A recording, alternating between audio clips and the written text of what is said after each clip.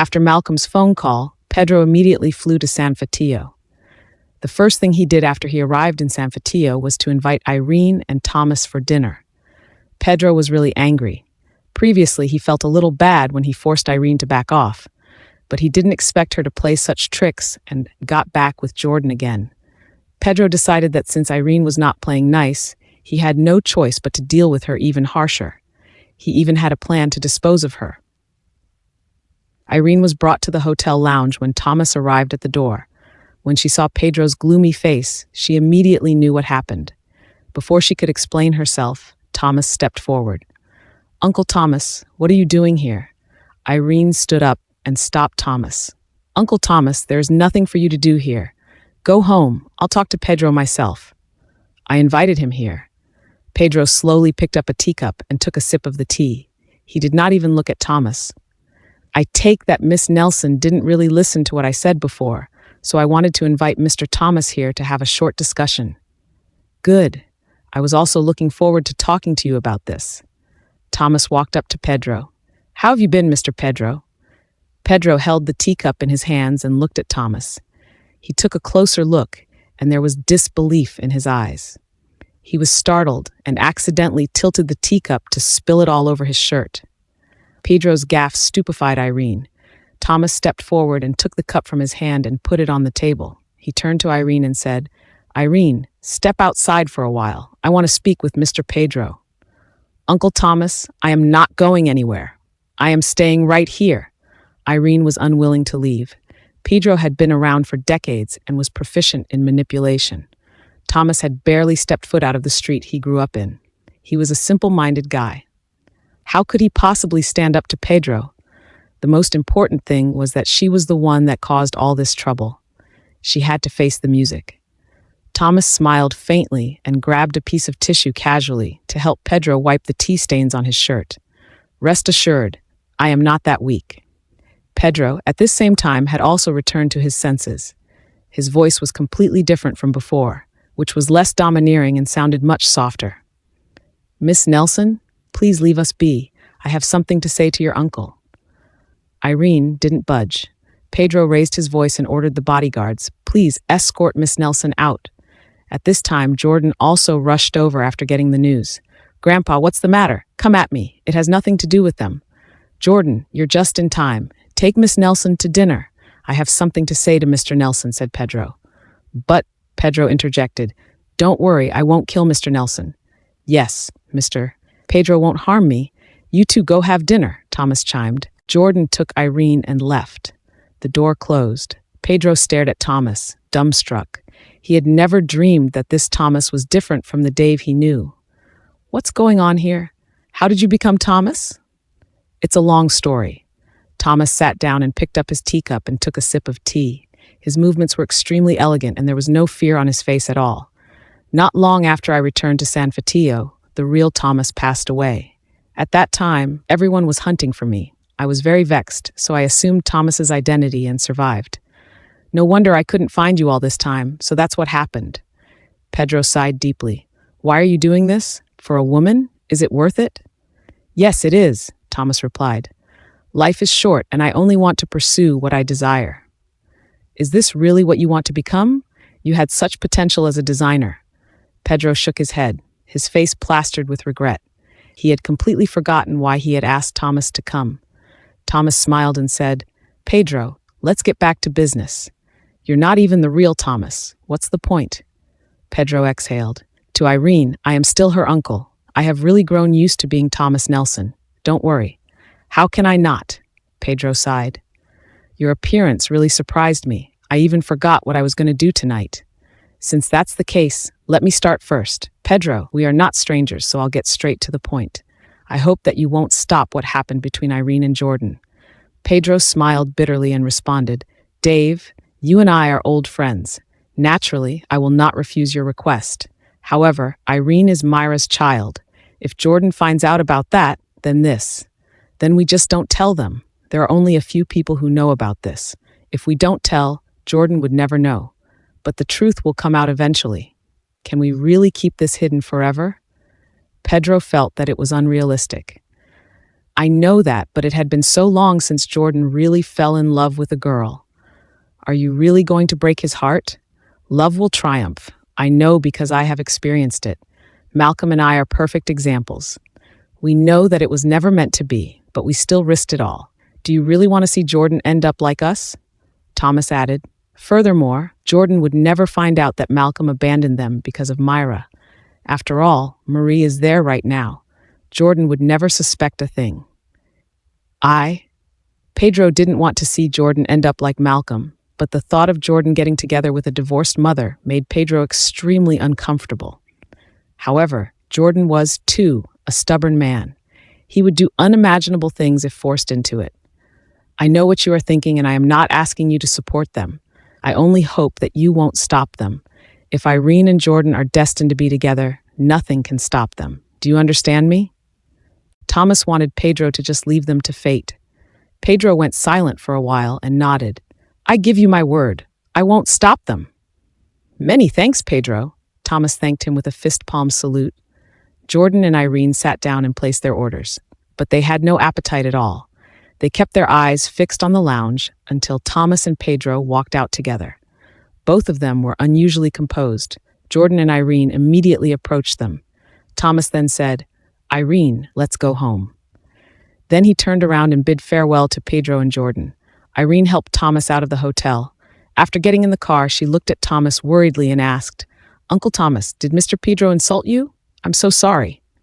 No, Mr. Pedro is a very well-cultured man. He didn't do anything of the sort, Thomas replied. Irene didn't believe it.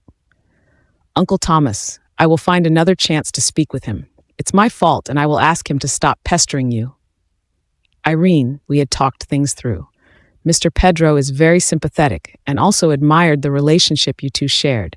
He said that he would no longer be against the two of you being together. If you really like Jordan, go for it. No one's stopping you.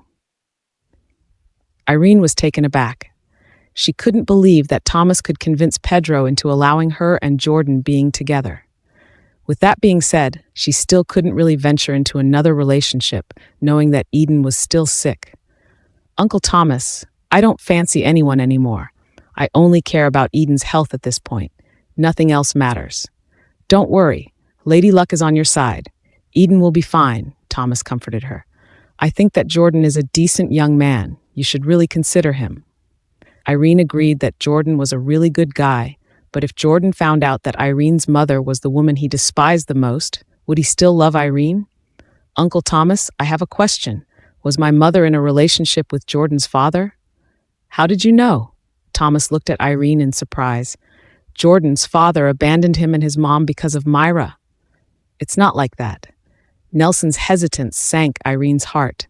Jordan couldn't even forgive Malcolm. How could he possibly forgive her? And how would she possibly have the courage to fall in love with Jordan?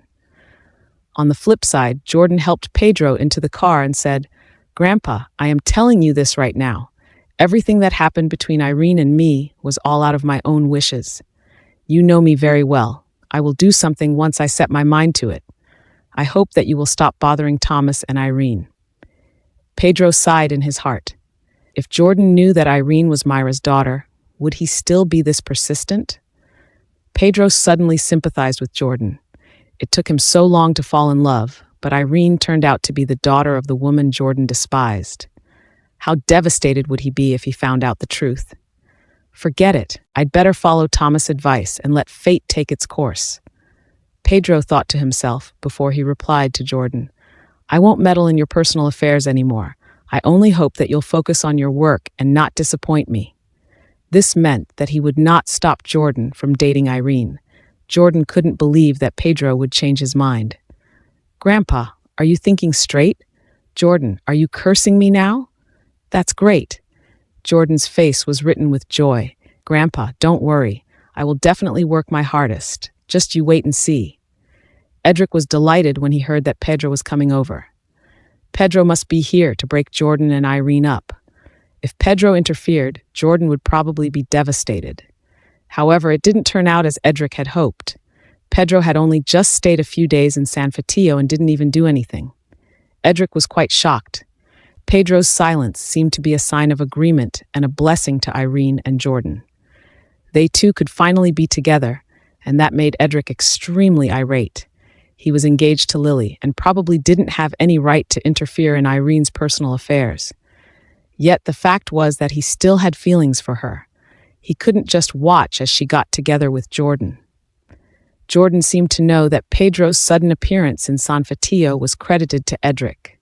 They gave each other some sly, underhanded greetings while scheming against each other. They even deployed different tactics against each other, including sending beautiful girls to each other. However, Edric was completely immune. He declined all of the girls that Jordan sent his way. Even though Jordan didn't succeed, Edric was getting really annoyed. Jordan was really persistent. However, Edric would never have expected the true intention of sending numerous beauties his way.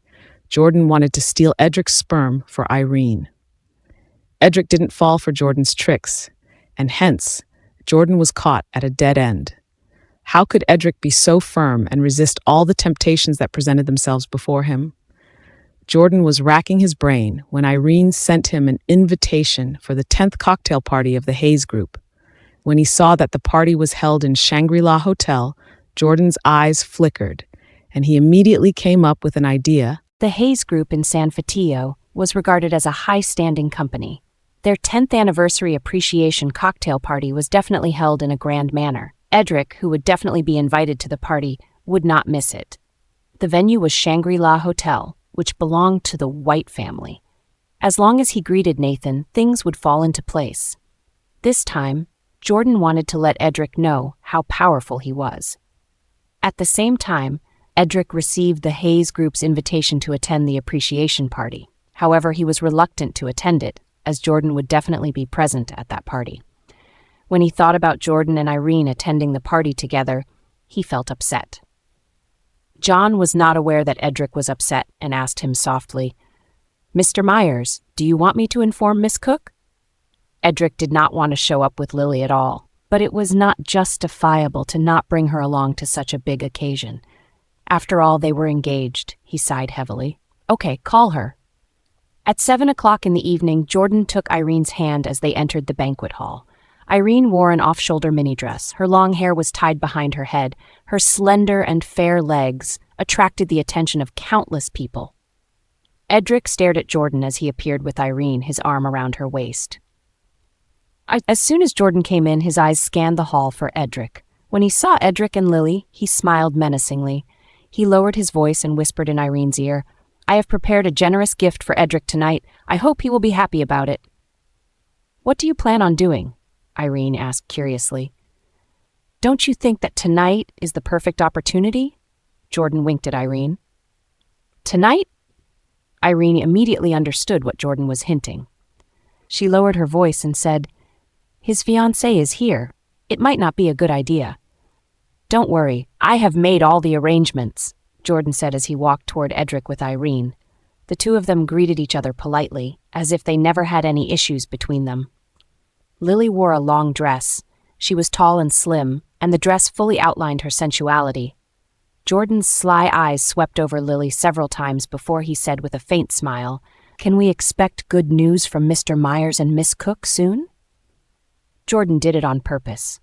Edric subconsciously looked at Irene. Irene's face was full of smiles, and any unhappiness was not apparent at all. His heart tightened a little, and he nodded his head. "Don't forget to send an invitation card to us when the time comes," Jordan added before he saw Edric's gaze on Irene. "We'll definitely invite you, Mr. Reed," Lily replied with a beam. At that moment, some people who knew them stepped in. Jordan stopped their conversation and warmly chatted with the others. The third son of the Hayes family, Edward Hayes, also came with a female celebrity. Edward had a good relationship with Jordan, and he managed to catch some of Jordan's conversations with Edric and Lily a while ago. He interrupted, saying, "Mr. Myers and Miss Cook will soon be celebrating a baby, I suppose. Jordan, you should do the same. Hurry up and propose to Miss Nelson before she's taken by someone else." "Isn't she safely in my arms now?" Jordan held Irene's waist tightly and looked at Edric, challenging him. Although Edric had a faint smile on his face, he wanted nothing more than to tear Jordan's grip on Irene. A waiter came over with a few glasses of wine. Jordan reached out and took 2 glasses of wine. one for Irene and one for himself. Edric also reached out to take 2 glasses and handed one to Lily. At that moment, the waiter suddenly lost his footing and fell to the ground. The wine in the glasses on the tray splashed onto Edric and Lily. Lily had been splashed with wine on her head and face. Even her hair was wet, too. The white dress was dyed red. Lily looked rather startled. Edric was slightly better, but the suit he wore was stained with wine, too. His face flushed with slight vexation, but he did not lose his temper due to the occasion. Jordan heard the sound and turned around. He looked at the scene gloatingly. Edward's expression changed. He glared at the waiter and barked, "What are you doing? Why did you make such a mess?" The manager of the hotel came over in a hurry and apologized to Edric. "I'm very sorry, Mr. Myers." Jordan drawled, "Apologies don't fix anything. Look at what happened to Miss Cook." Lily felt extremely embarrassed being the center of attention with so many people staring. She did not want to stay at the party at all. Thus, she looked at Edric, saying, "Edric, she meant to ask him to send her home." Edward was also irate, but his anger could not change anything. Edric was of special status. He could not leave right away just like that when he had just arrived. Edward looked at Jordan and asked, "Jordan, do you have any spare clothes for Mr. Myers?" Everyone knew that Jordan's car contained many suits. The main point was that he was about the same size as Edric. Jordan giggled at Edward's question. "Yes, I just bought a suit a few days ago and placed it in my car. If you don't mind, Mr. Myers, you can change into it." Then he took a meaningful look at Lily. "I also have a dress in my car. If you don't mind, Miss Cook, you can change into it as well. I just don't know if it fits you or not." The spare dress in Jordan's car must have been prepared for young celebrities. Lily certainly would not allow herself to wear them given her prestigious status. Hence, she refused his offer. "Thank you for your kindness, Mr. Reed. I'd better go home and change." Edward apologized repeatedly and asked the driver to send Lily home. Since Edward had taken the initiative to find a replacement suit for Edric, Edric had to let this one slide to spare Edward the embarrassment. However, he couldn't help feeling the waiter's behavior was a little strange. Edric looked at Jordan's mischievous face, being quite sure that Jordan had done it on purpose. He wanted to know what Jordan intended to do. Therefore, he chose not to leave the party, but change into Jordan's suit instead. The party continued. Edric changed his clothes and returned to the party. Edward came to toast him and said some words of apology. It would be inappropriate for Edric to reject Edward, therefore he downed a glass of wine. Later, he turned all the toasts down with the excuse that he had a really bad gastritis. Most of the people who attended the party knew that Edric was not lying about it, therefore no one else tried to offer any more drinks to him. However, Jordan ignored this. He smiled and walked to Edric with a glass of wine in his hand. "It's a joyous occasion today. I would like to propose a toast to you, Mr. Myers." Edric did not take the wine glass from Jordan's hand, but looked at the latter coldly. "What are you so happy about, Mr. Reed?" "Are you sure you want to know about it, Mr. Myers?" Jordan sat down beside Edric. "I'm happy that you and Miss Cook are going to marry soon." "Mr. Reed, you and I are merely friends. I don't understand why you are so happy about it," Edric replied. "I'll tell you the reason since you don't understand." Jordan was still smiling. "After you and Miss Cook get married, we will be relatives. Aren't I supposed to be happy for my relative?" "Mr. Reed, you must have drank too much." Edric naturally knew what that so-called relative meant. His face sank at once. "As far as I know, you have nothing to do with the Cook family. I don't know why you would think that we would soon be relatives." "Oh, can't you understand such simple reasoning? Although Miss Cook is the child of a mistress, she is still technically Mr. Cook's daughter. Although Irene does not admit that, Irene is her elder sister in blood. You are Lily's man, and I am Irene's boyfriend, so that makes me your brother-in-law." "Jordan, shut up your trap." Edric glared at Jordan fiercely. "It's fine if you don't want to take this toast from me. Why are you losing your temper?" Saying that, Irene came over. "What's wrong with you?" "I was congratulating Mr. Myers and Miss Cook, who are about to get married. But Mr. Myers seemed displeased. You must have put your foot in your mouth." Irene took the wine glass from Jordan's hand. "Mr. Myers, please do not mind Jordan. You and Miss Cook are going to be married soon. I have not congratulated you yet. This glass of wine is my toast to you." Irene handed the wine to Edric, but Edric did not take it. He merely stared at Irene. Irene looked at him and giggled. "I wish you and Miss Cook a lifetime of love and happiness." Edric's lips curved up slightly. He reached out and took the glass from Irene's hand. "I accept your blessings. Thank you very much, Miss Nelson." Then he raised his head and drank the wine in his hand. After Edric finished drinking, Irene and Jordan looked at each other with joy in their eyes. Edric waved his hand, and a waiter came over with another glass of wine. Edric took it from the waiter and handed it to Jordan. "Mr. Reed, I was wrong earlier to not accept your toast. Please take this as an apology. You're too straight-laced." Jordan took the wine glass and clinked it with Edric's. Then he drank it all in one gulp, showing Edric the bottom of the glass. Edric did not say much and drank up the wine that he was holding as well. "Thank you, Mr. Myers.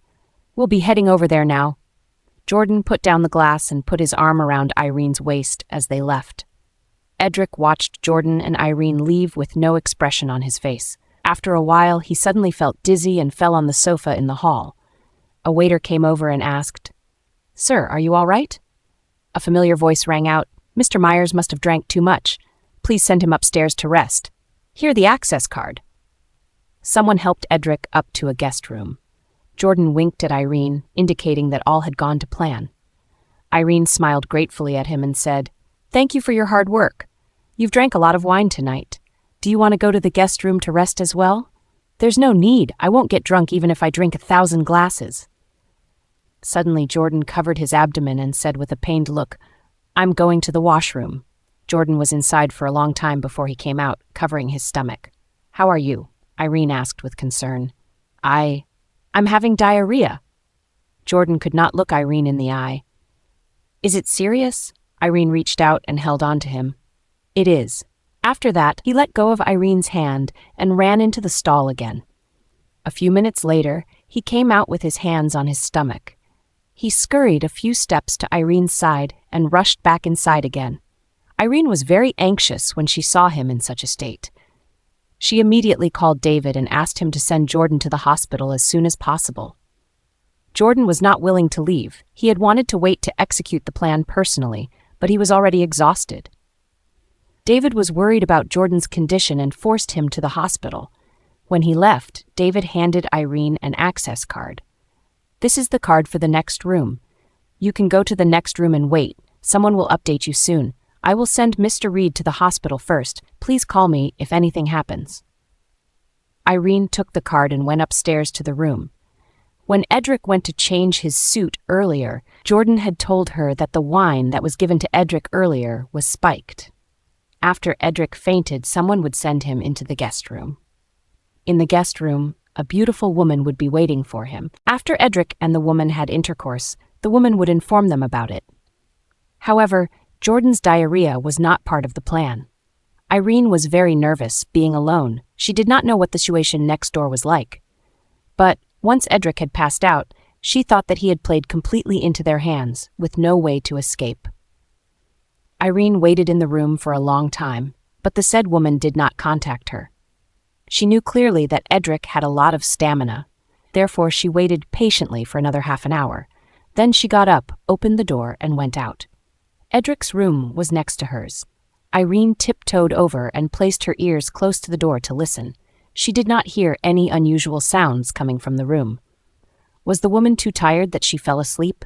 She thought about the past, when she was often ravaged by Edric and ended up fainting. She became more convinced that the woman inside had fainted. She could not wait any longer. In order to make sure it was an absolute success, she had to get her hands on it as soon as possible and send it to the hospital. Therefore, Irene gently knocked twice on the door. As she knocked on the door was opened at once.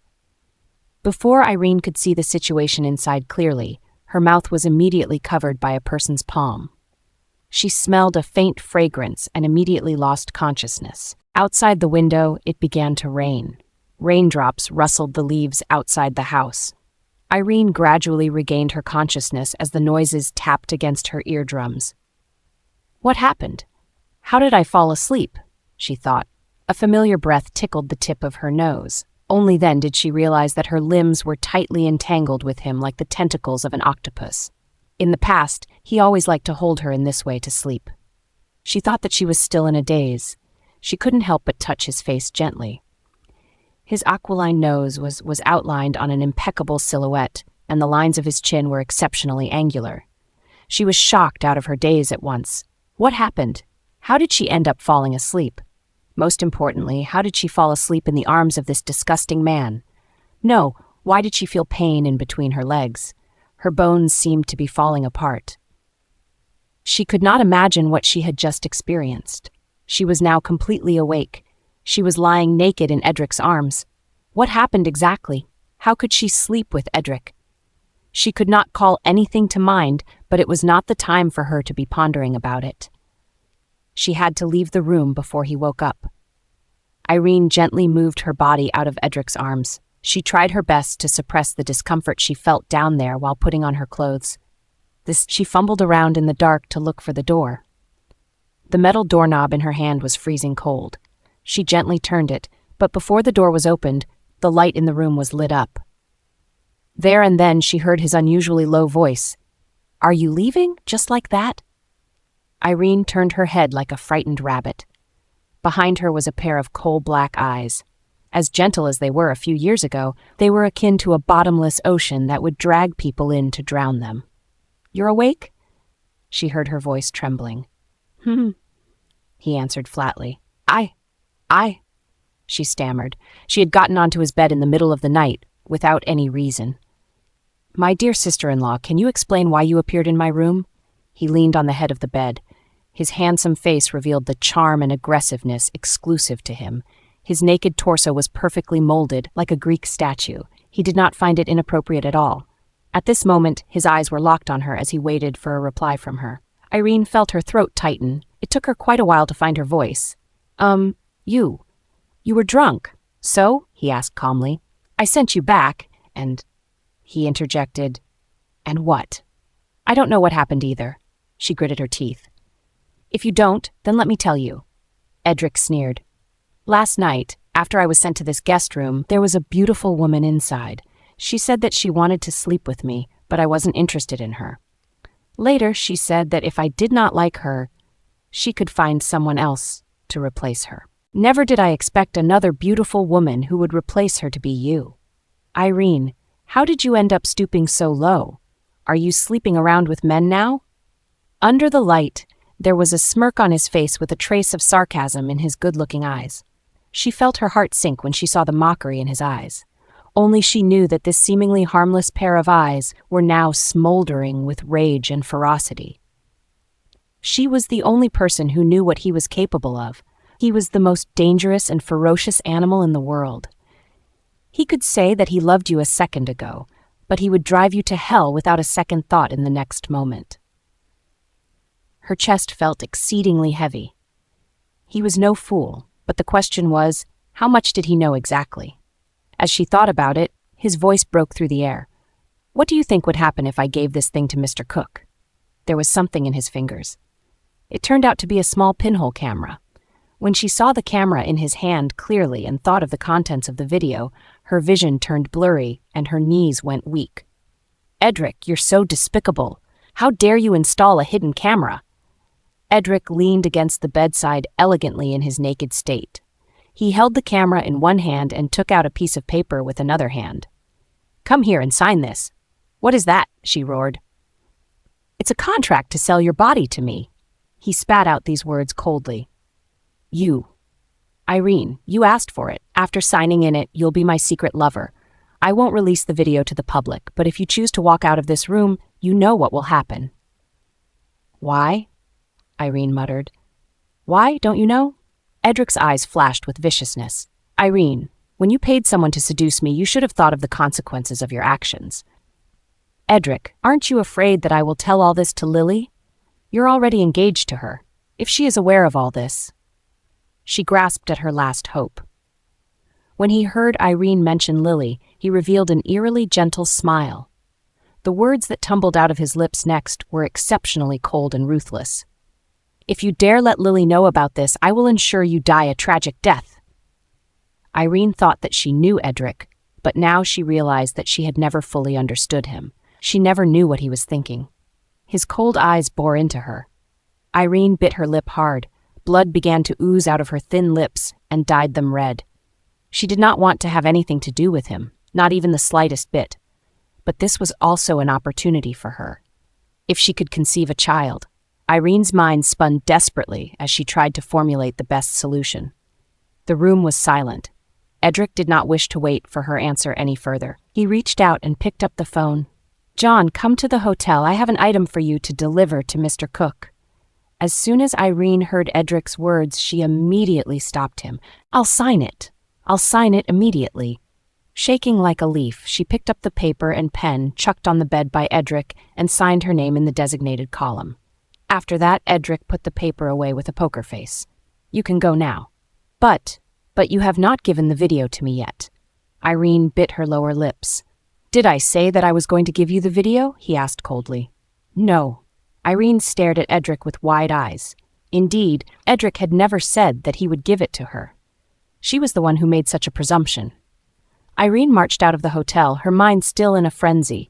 It was late at night in San Fatio. On top of that, it was raining cats and dogs. There was no one in sight, as were the taxis. This situation reminded her of a day 3 years ago. It was also a late, rainy autumn night. After she signed the divorce agreement, she changed her clothes and walked out of Edric's villa alone. She remembered very clearly that her entire being was consumed with despair then, but now she was not in despair. It was just bitter. How did Edric foresee what would happen this evening? No. More accurately, when did Edric start to plot against her? Irene assumed that she had planned everything well, but she did not expect that she would be framed and schemed against instead. In the end, she ended up in this shameful state. Irene let out a sigh, lamenting her misfortune. Suddenly, a black car was seen stopping in front of her. A man came out of the car anxiously with an umbrella and rushed toward her. "Miss Nelson, let me drive you home." Irene did not turn him down. She turned on her heel and entered the car. When the heater was turned on in the car, Irene finally felt a little warmer. She looked at John and asked, "Tell me when Edric begins to plot against me." John looked steadily forward. "I'm sorry. I can't answer this question." John was as faithful to Edric as before. His silence spoke of his loyalty. Therefore, it was impossible to gain any information from him. Irene did not speak again after that. After a while, the car stopped at the Cook family's gates. Irene strode out of the car and entered the villa. She soaked herself in a warm bath and exhaled a long breath. She and Jordan were undoubtedly the losers in their plan this evening. But looking at it another way, she did not completely fail. At least she was one step closer to her goal. Edric wanted her to be his secret lover? She had never considered him to be such a lecherous man. To hell with the contract, as long as she succeeded in conceiving another child of his. She would leave him as soon as she got pregnant. If Edric thought that the contract could tie her down, he must be daydreaming. John sent Irene home and went back to the hotel to pick up Edric. Edric was fiddling with the pinhole camera in his hand. He glimpsed at John before throwing the camera into the trash can and asked, "What did she say?" "She asked when we started to plot against her." Edric closed his eyes. She was unusually calm, wasn't she? How could she have the nerve to ask such a question when she was the cunning one in the beginning? Although he was the winner now, he could not celebrate just yet. If he had not stayed alert this evening, God knew what would have happened. He had been on guard against Jordan all the time. All the service crew at the reception were trained professionally. How could they make such a mistake?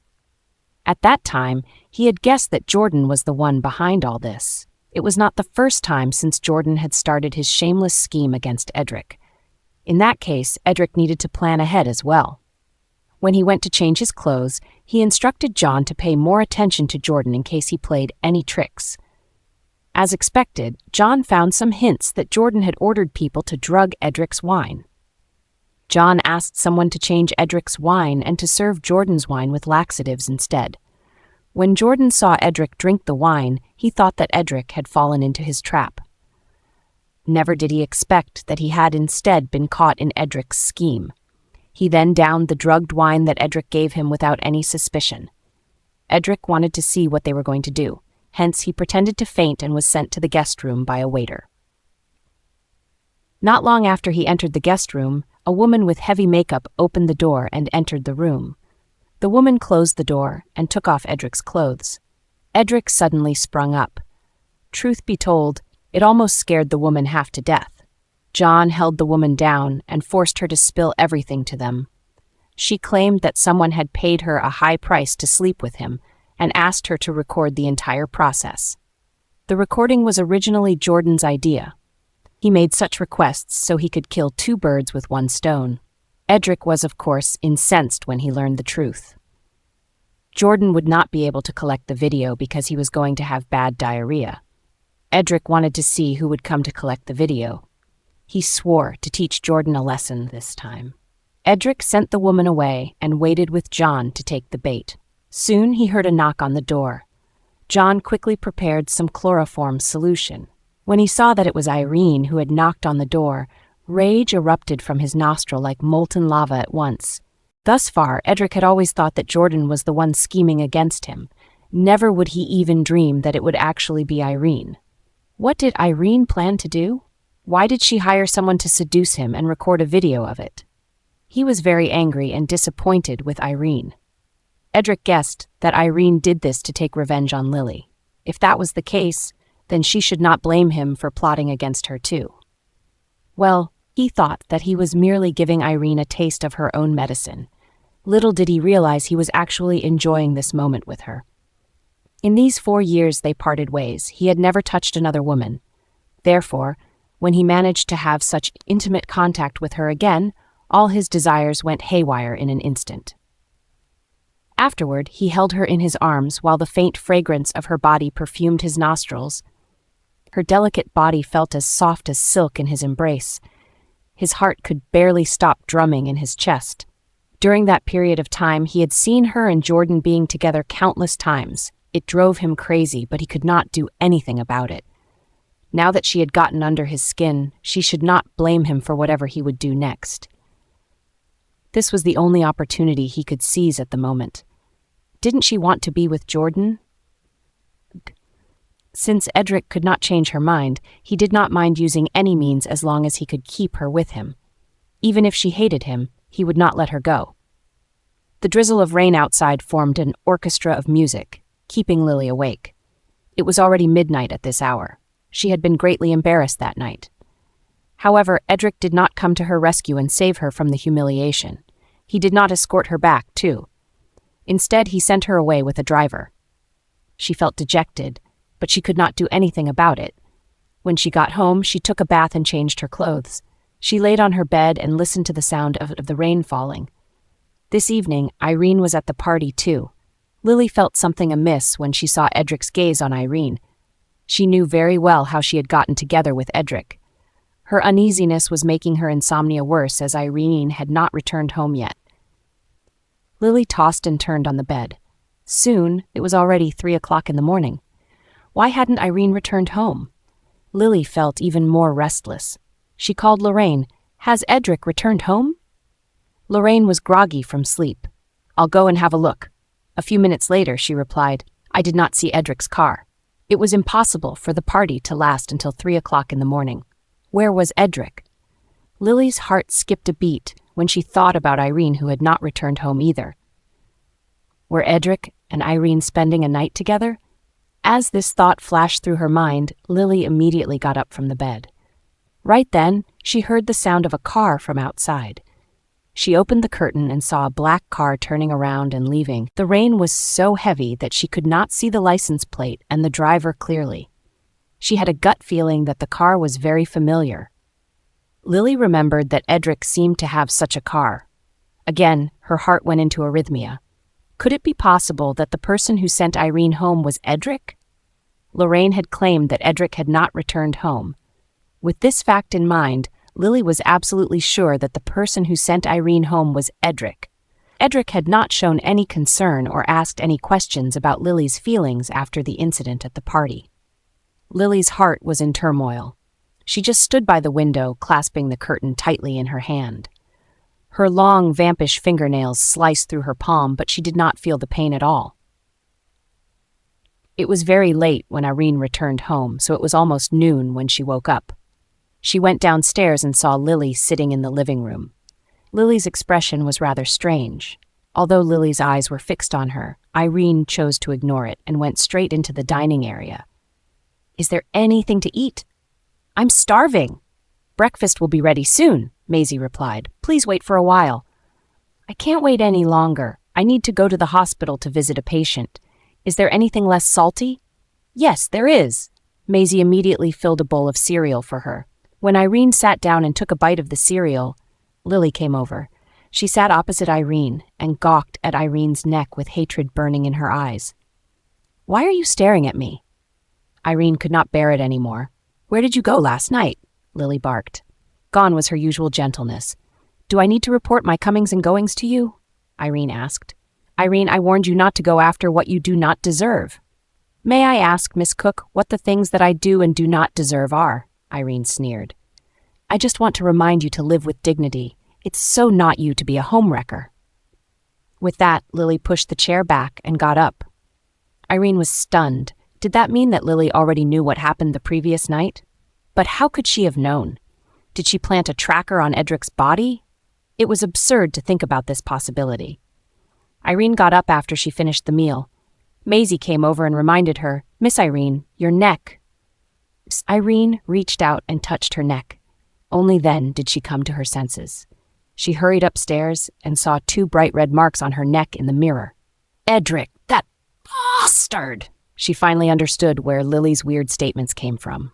Irene found a scarf to wrap around her neck before she left the house with her bag.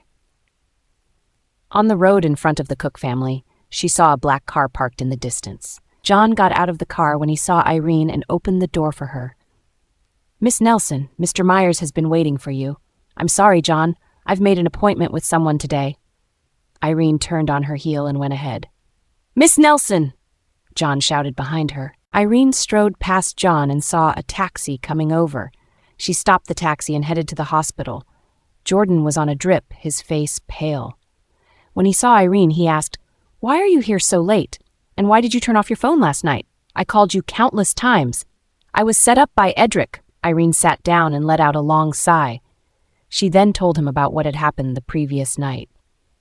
Jordan's expression changed after he heard her.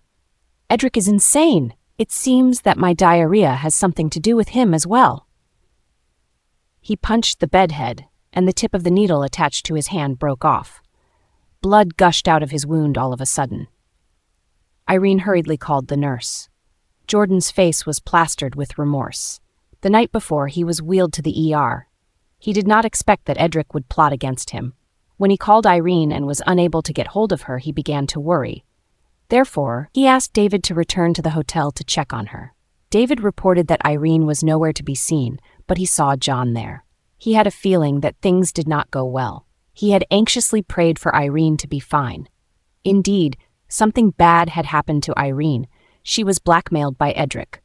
Jordan regretted his actions and blamed himself for everything. It was all his fault. He was the culprit who had put Irene in such a predicament. He was a jerk. "You don't have to blame yourself. Although I've been tricked by Edric, it's not entirely a bad thing." Irene comforted him. "But it's a bad thing for me." Jordan's eyes were red. "Irene, you are the woman I love. I single-handedly sent you to another man's bed. Do you know how I feel? I'm such a jerk." Jordan pulled his hair with his hand, seemingly in great anguish. Well, who on earth could watch their beloved women sleep with another man? Besides, Irene was even forced to sign that ridiculous contract with Edric. Irene looked away. She did not dare to look at Jordan. It was a fact that Jordan loved her. If he knew that she was the daughter of the woman he hated the most, would he still feel the same? She knew the answer very well. She could not bear to see Jordan suffer anymore. She should tell him the truth and have him stay away from her. It would be much better than letting him blame himself. After grappling violently with her emotions, Irene finally mustered up her courage and spoke. "Jordan, I have something very important to tell you."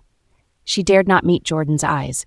She lowered her head and muttered, "You did not know why I broke up with you last time, right? It's because I learned that my mother was the woman who had asked your father to abandon you and your mother." "What did you say?" Jordan stared at Irene with wide eyes. "I saw a photo of my mother and your father hugging each other. Jordan, I'm sorry for whatever my mother had done." Irene's eyes were brimming with tears. "I don't deserve your love, nor do I deserve your concern." "Impossible. How can this be?" Jordan murmured. "It can't be. There must be some sort of misunderstanding." "It's true. I've checked with Uncle Thomas, and he'd admitted it." Jordan gaped at Irene in a daze. After a while, he suddenly shouted, "Get out!" Edric stood on the balcony of Chandel Valley Villa, looking into the distance. Chandel Maple Villa was a lakeside villa he had established in San Fetilo. It was by a crystal-clear lake and river. These villas were developed because of Irene. She told him that she missed the river behind her previous apartment very much. She said that she would build a wooden house by the river in the future, to amble along the river with him and enjoy their old age. She even promised that she would catch fish for him every day. The design and concept of Chandel Valley were completely according to Irene's imagination. It was surrounded by mountains and lakes. Most importantly, it was built along the river. In the villa area, there were multiple streams, springs, waterfalls, and a fountain. There were even small islands in the water, forests, wooden bridges, landscape frames, winding mountains, houses, and trees. These scenes were mentioned by Irene before, and Edric had always kept it in his mind. After the villa was completed, countless rich people flocked to view the villas, and its sales skyrocketed within days. Edric left the best villa in Chandel Valley for himself. He personally supervised the design of the villa. He only hoped that one day when Irene came back and saw it, she would understand his love for her. After John sent Irene back the previous night, he instructed John to send him there. He laid on the huge bed in the bedroom. But he didn't feel sleepy in the slightest bit, for his heart was consumed with an expectation of what would unfold in the coming days. After dawn, he called John and asked him to bring Irene there. After he hung up the call, he walked downstairs. The layout of the house was in accordance with her preferences. He wondered what her expression would be like when he showed her the house. He went to check the nursery again. He thought to himself, her child should like this kind of design, right? Edric thought of the scene of Irene living with Eden here in the future. It must be beautiful. Impatient, he went to the balcony. Although he seemed to be enjoying the picturesque scenery, he knew in his heart that it was not his real purpose. He stood there so he could get himself a bird's-eye view. He wanted to see her as soon as she was here. He stayed on the balcony for a long time before he grew increasingly anxious. It would not take a long time to get from the Cook family to here. Why hadn't John brought her here? In his anxiety, his phone rang. He picked up and asked, "Why haven't you arrived yet?" "I waited outside for more than an hour before Miss Nelson came out. However, she refused to come with me." "Pass the phone to her." John was interrupted before he could finish his sentence. "She had hailed a taxi and left," answered John truthfully. "Shut!" Edric's joy had now turned into red fury. He smashed his phone to the ground. What a fearless woman! How dared she? Edric walked back into the house angrily. After a few steps, he turned around and picked up his phone. He found Irene's number and dialed it. Her phone line was busy. Edric hung up the phone and hurried out of the villa. He planned to search for that disobedient woman. He had informed her very clearly that the contract the previous night would take effect immediately. Since she was now bound to him and was his secret lover, she must act like one. Edric drove the car to Jordan's company and called Irene again. The phone line was still busy. Edric hung it up, and after a few minutes he called again. The result was still the same. At that time, Edric felt that something was wrong. Did she blacklist him? If Irene had blacklisted him, there was no way he could reach her by phone. Yet he could not enter Jordan's company to catch her. He was so furious he punched the steering wheel. The anger in his heart had dissipated a little. He lit a cigarette and forced himself to calm down. He knew how stubborn Irene was. It was reasonable that she did not cooperate with him as she was humiliated by him the previous night. Well then, he had to think of a way to make her give in to him. After Irene left the hospital, she immediately returned to the Cook family. She packed her luggage and went straight to the airport. Edric must be dreaming if he thought that she would be obedient and submit to him. She gave in the previous night merely for the sperms. If it weren't for Eden, she would not even pretend to follow his instruction and sign that stupid contract. In the past few years with Edric, she had learned a lot about him. He could have an affair with another lady just to have a child, but he would never be shameless enough to announce the affair. She had been back for some time, and she missed Eden very much. Although Nathan would report to her about Eden's condition every day, and she also got to talk to Eden every day, she still missed him dearly. Irene decided to go see Eden and hide from Edric for a few days. She would return to San Fatio during her ovulation period. If she could get pregnant at that time, she would leave immediately. Edric drove to the Cook family in the evening. When Lily saw that he came to visit her, she was extremely happy. It was raining cats and dogs the previous night. She only caught a glimpse of the car that sent Irene home. It was very similar to Edric's car, but she could not see the license plate and the driver clearly. She called Lorraine out of suspicion and was told that Edric had not returned home. When she saw the red marks on Irene's neck in the morning, she presumed that Irene and Edric must have slept together. This realization made her feel extremely uneasy. When she saw that Edric came to the door with a gift, she blamed herself for overthinking it. If Edric and Irene were together, he would have known about Irene's flight in the afternoon. How would he appear at the door now? Lily took the gift from Edric with a smile. She invited him to sit down and made tea for him. At that time, Deborah and Stephen had just returned home. After they greeted each other, they sat down and chatted. Maisie came over to ask if they would like to have dinner. Stephen looked at the time and asked, "Why isn't Irene back yet?" "Irene has gone abroad," Maisie responded. "She went abroad?" Stephen was stunned. Was there any urgent matter for her to attend to? "I don't know. Irene said that she would stay abroad for a period of time." Maisie responded and went to prepare dinner. Edric, who was on the sofa, did not have any change in expression on his face, but his heart was instantly enshrouded by restlessness. He went to the Cook family that evening not to see Lily, but to look for Irene. He thought that he could find a chance to talk to her and to threaten her, but he did not expect that Irene would leave. Maisie's dishes tasted splendid, but Edric had no appetite. After dinner, he sat in the living room for a while before he stood up and left. While driving, he could not help thinking about Irene. His heart was in turbulence. He had to admit that Irene was no longer the innocent, kind, and lovely Irene she was before. It seemed that he had to spend a lot of time and energy to get hold of her. He called John to investigate what Irene was doing abroad. John brought news to Edric that Irene went abroad to see Eden. John also updated Edric that Eden was previously thrown into a stinky ditch of the hospital and ended up having a high fever. Later, Eden was diagnosed with leukemia. Edric was dumbstruck. That lovely child was diagnosed with leukemia? How could God be so cruel? Miss Nelson sent the child to a foreign country for treatment. She is currently looking for a matching bone marrow donor. Since Eden was sick, why didn't she stay abroad to take care of him? What was she thinking of returning to San Fatilo? She left the sick child with Nathan and went back to live with the Cook family every day. What on earth did she plan to do? Wasn't she aware that Eden needed her presence and love the most now that he was sick? Was it because she was short of money? He recalled what she said in the Cook family that day. She stated that she could not afford such an expensive fruit. Was it because she did not have much money? It must be so.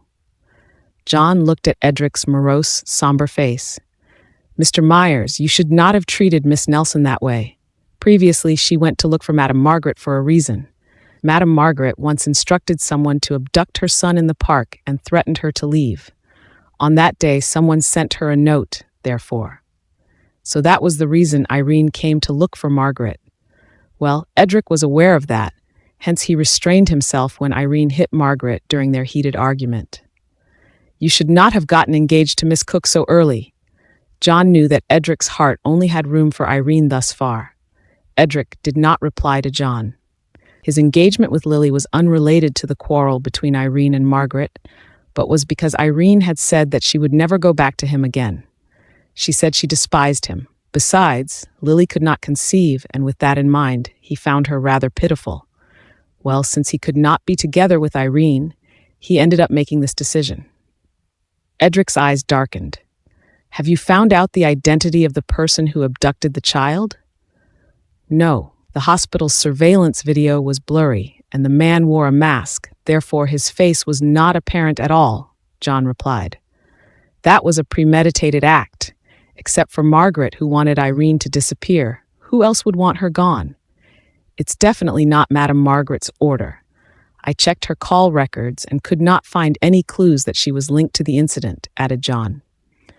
Edric believed that it was not Margaret who took Eden away from the hospital. Although Margaret could be quite unreasonable and snobbish, she would not do such a vicious thing of throwing a child into the ditch. That was to say, someone deliberately took Eden away and framed Margaret. This person who took the child must be an insider. At present, there were only a few people in San Fatio who knew about Irene's relationship with him. Edric's eyes were now smoldering with an unreadable emotion. The first person he suspected was Lily and Deborah, and the second was Joanne. At that time, Joanne had no association with Jordan at all. Therefore, she would not target Irene. This left Lily and Deborah. He controlled his emotions and instructed, "Go and investigate what Lily and Deborah were up to these past few days." John nodded and left. After Edric learned that Eden had leukemia, he could not calm himself to report for work.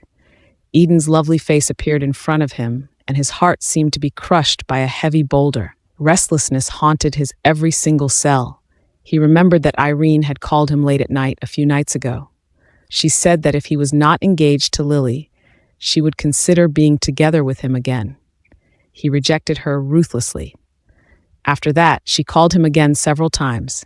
He suspected that she had other intentions. Therefore, he refused to answer her call and turned off the phone. He had always thought that she called him so to request him to cancel the engagement as a way to take revenge on Lily. He now realized that his judgment might have been wrong. At that time, she had taken Eden overseas for treatment. That meant that when she was in her most helpless state, she was reaching out to him for help. Edric's heart pained for her. If Irene was indeed in despair and came to ask him for help, how hurt would she have been when he rejected her so ruthlessly like that? When Edric returned home, Margaret was playing cards with several wealthy ladies. Seeing that he had returned home early, she stopped the game and went upstairs to ask him with concern, "Edric, why are you home so early?" Edric looked at Margaret angrily. "Mom, I have something to ask you. Are you behind the incident of Irene's son being thrown into the ditch?" "It's not me." Margaret denied it. "Are you telling me the truth?" Edric was agitated. Although he did not believe that Margaret would do such a crazy thing, he was still worried.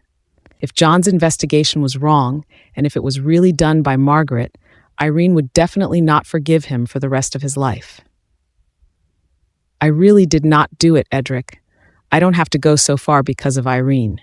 I threatened her because I did not want her to have anything to do with you. Furthermore, I am also a single mother. I know how important a child's life is to a mother.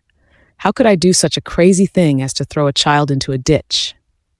Margaret's words made Edric sigh in relief.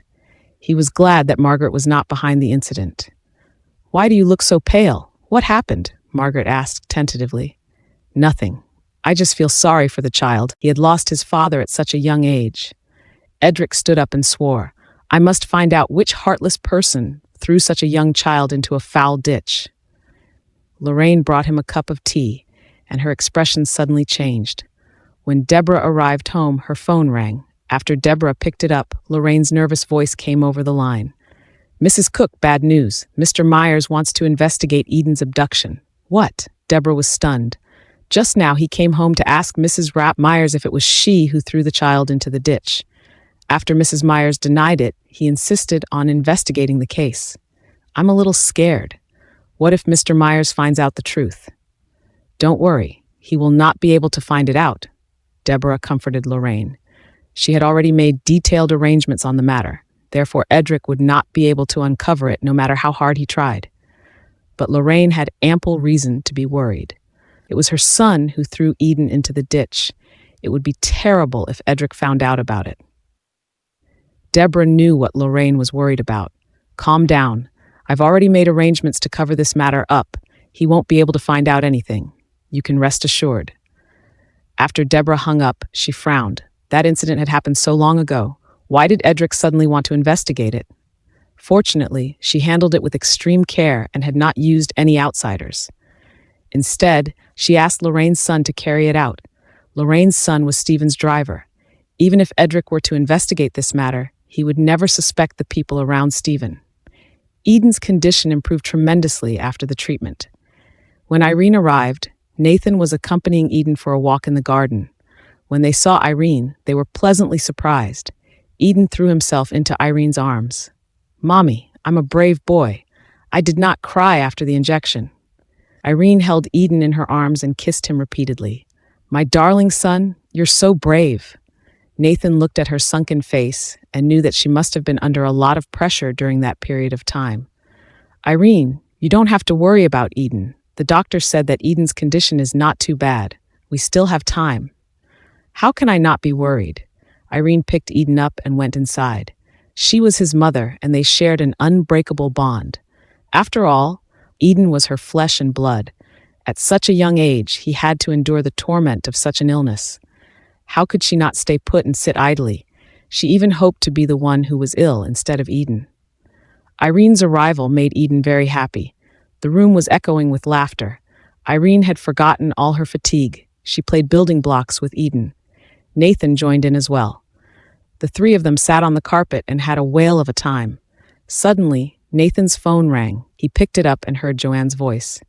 "Nathan, Grandma asked you to come home for dinner tonight." "I'm not free," Nathan answered while he reached out to place the blocks. Joanne turned on the loudspeaker mode on her phone. Brittany heard Nathan's answer and gestured for Joanne to continue to persuade him. Suddenly, Brittany and Joanne heard a childish voice from the receiver end. "Nathan, this is for you." Eden picked up a block and handed it to Nathan. Then he pointed to a building block that Irene had placed. "Mommy, this is wrong. It should be here." "You're so smart." Irene praised Eden. Brittany heard Irene's voice from the receiver. Her face fell instantly. Joanne looked displeased too. "Nathan, you haven't been back for a few days. Grandma missed you very much. She had told the chef to make your favorite dishes just for you." "I know. I will visit her tomorrow," Nathan answered and hung up. "Grandma, that Irene is so evil." Joanne's hatred for Irene could not be put into words. She is using her son to hang on to Nathan. Meanwhile, she's fooling around with Jordan. Word also has it that she is still meeting her ex-husband. What on earth is she up to? Brittany was too fuming with anger. The relationship between Irene and Nathan had always been something she found intolerable. When she found out Irene was born from a poor family, she had opposed their relationship. However, she hadn't expected that Irene's father was actually Stephen. If Irene had come clean about her identity earlier, Brittany would not have been against their relationship. On the other hand, Irene would rather break up with Nathan than reveal her true identity. This showed that Irene didn't love Nathan at all, despite him being completely head over heels for her. Because of that, he had been living a single life for so many years. "Grandma, Irene is a troublemaker. With her around, Nathan will never be able to start afresh in a new relationship. You should make it clear to Irene. Get her to disappear and never show up in his life again." Joanne's statement made sense. Since Irene had no feelings for Nathan, she should stay away from him. Their occasional meetings would only give Nathan false hope. Brittany sighed slightly and said, "Let me think about it first." Jordan could not believe that Irene was Myra's daughter. Not long after Irene left the hospital, he pulled out the drip from his hand and left the hospital to look for Malcolm. Seeing Jordan come looking for him, Malcolm was over cloud nine. However, he ended up being greeted by Jordan's exceptionally cold attitude. Jordan hissed, "Get in the car. I have something to ask you." Malcolm opened the door and got in the car. Jordan said bluntly, "Is the woman you like named Myra Nelson?" "Who told you that?" Malcolm asked. "Just tell me, is it Myra or not?" Jordan's eyes were twinkling with a hint of fierceness. Malcolm was silent for a while and nodded. Bastard! You are a bastard! Jordan shouted at Malcolm. You are a coward. You're not even a man. Since you love Myra, why did you marry another woman? Why did you get together with Marie? Don't you feel ashamed of yourself? Malcolm remained silent. His silence made Jordan even angrier. He growled, Why did you marry my mother if you don't love her? Why did you give birth to me? How can I have a father like you? Go to hell. Jordan, I'm sorry. Looking at the furious Jordan losing his temper, Malcolm felt guilty and apologized. What can your apology change? Can a single apology make up for my mother's 20-odd years of suffering? Can a single apology make up for all the years of love I've missed out on? Malcolm, why do you only feel guilty towards the dead? Have you forgotten the living? Do you know what my mother has been through all these years? She was a rich young heiress, but because of a bastard like you, she has spent all her years in solitude. How could you bear to treat her that way? Compared to the dead, she's living a much better life, Malcolm said with a sad smile. What did you say? How can you be so cold-blooded and heartless?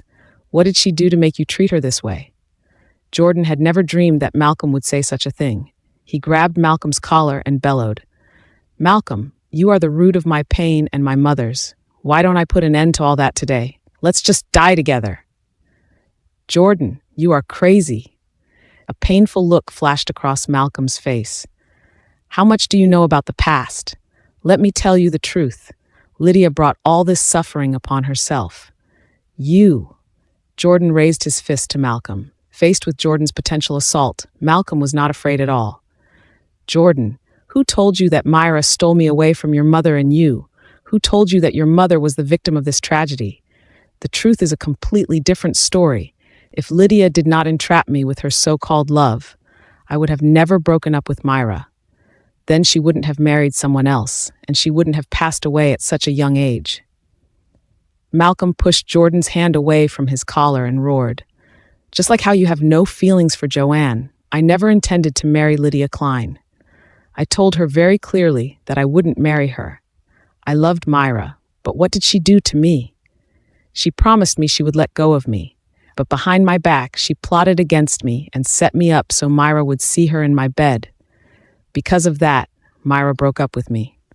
Your mother has never been blameless in this tragedy. I became like this because of her. Do you understand? Bullshit. Jordan did not believe that his gentle mother would pull such a plot. You can go ask Lydia whether this is all bullshit or not. After that night, she got pregnant with you, and her mother forced me to marry her. I was in so much pain after losing Myra, so I lost all rationality.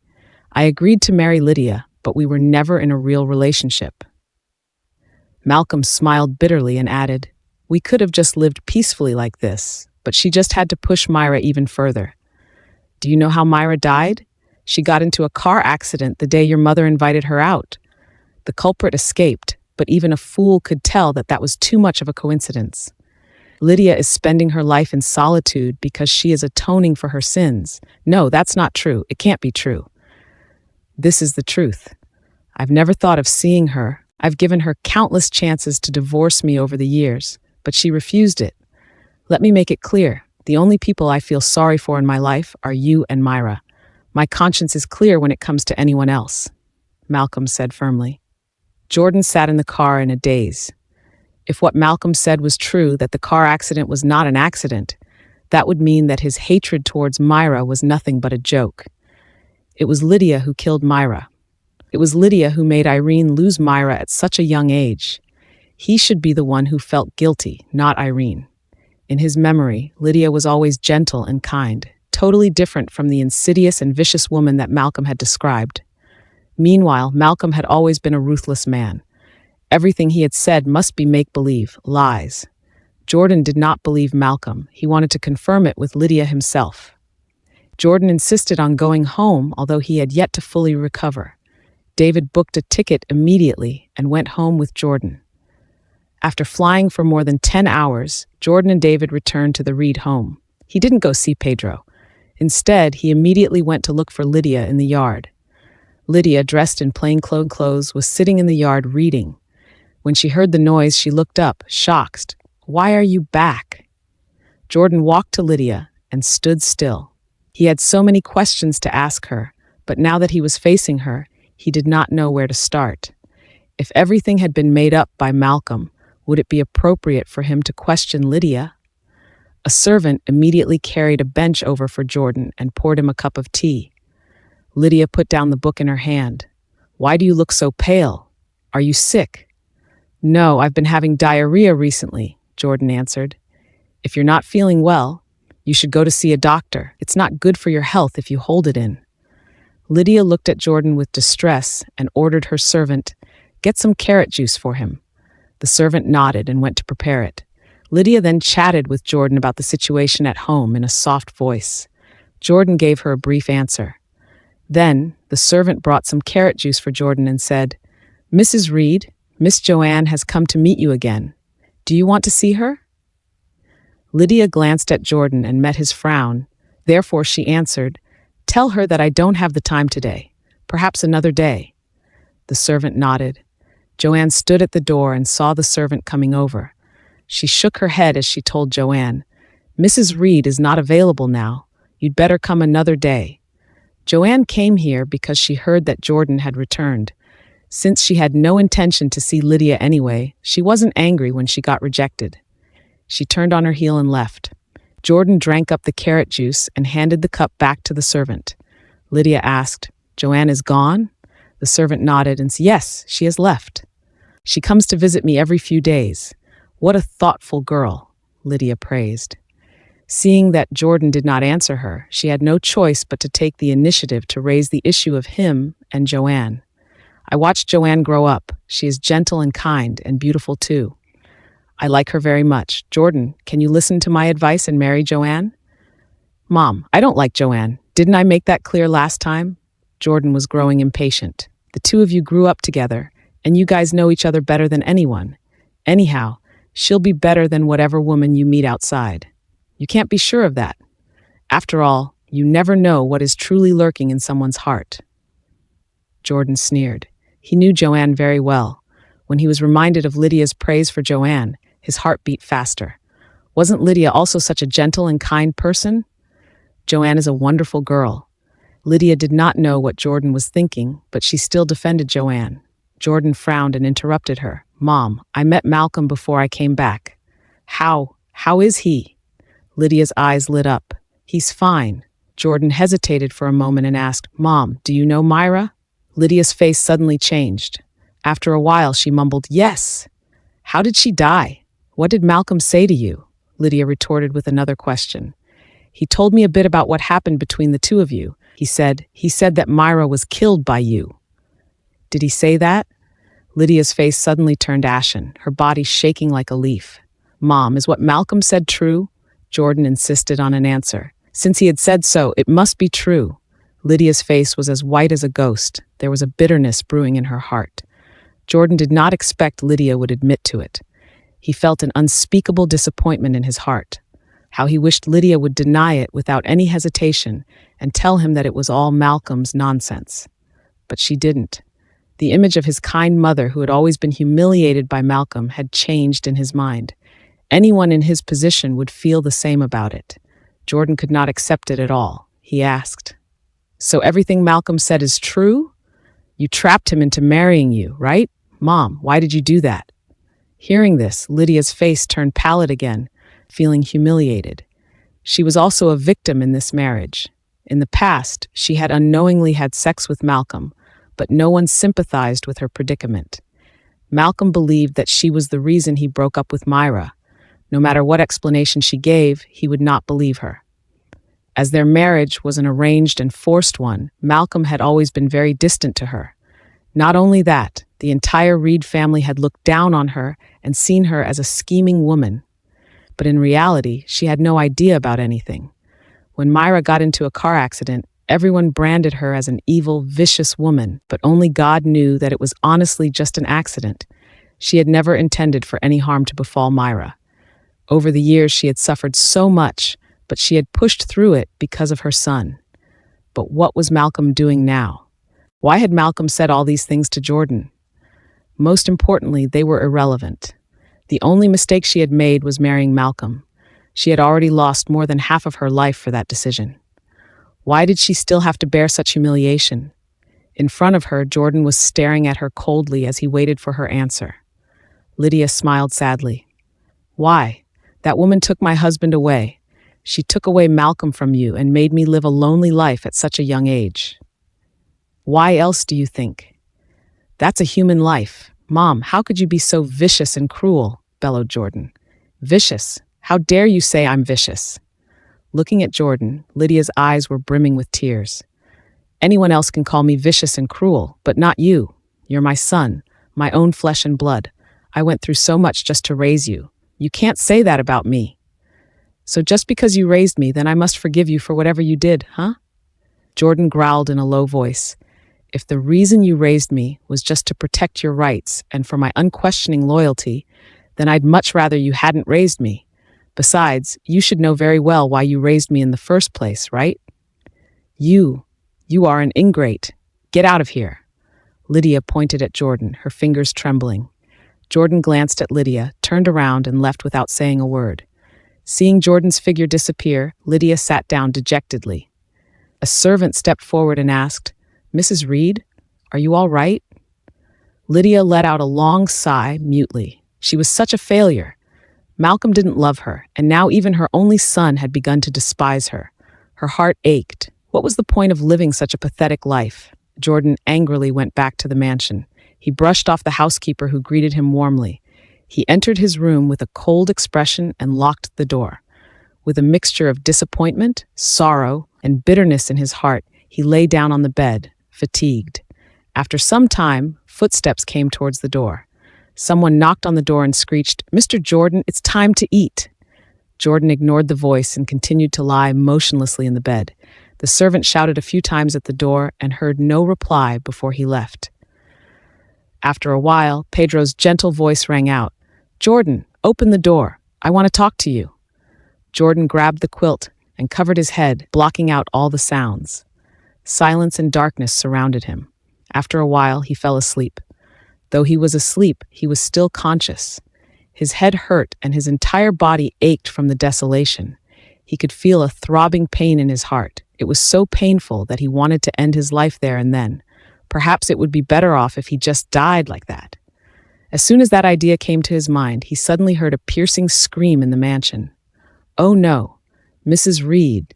She's attempted suicide. Jordan shot straight up. It was not a dream.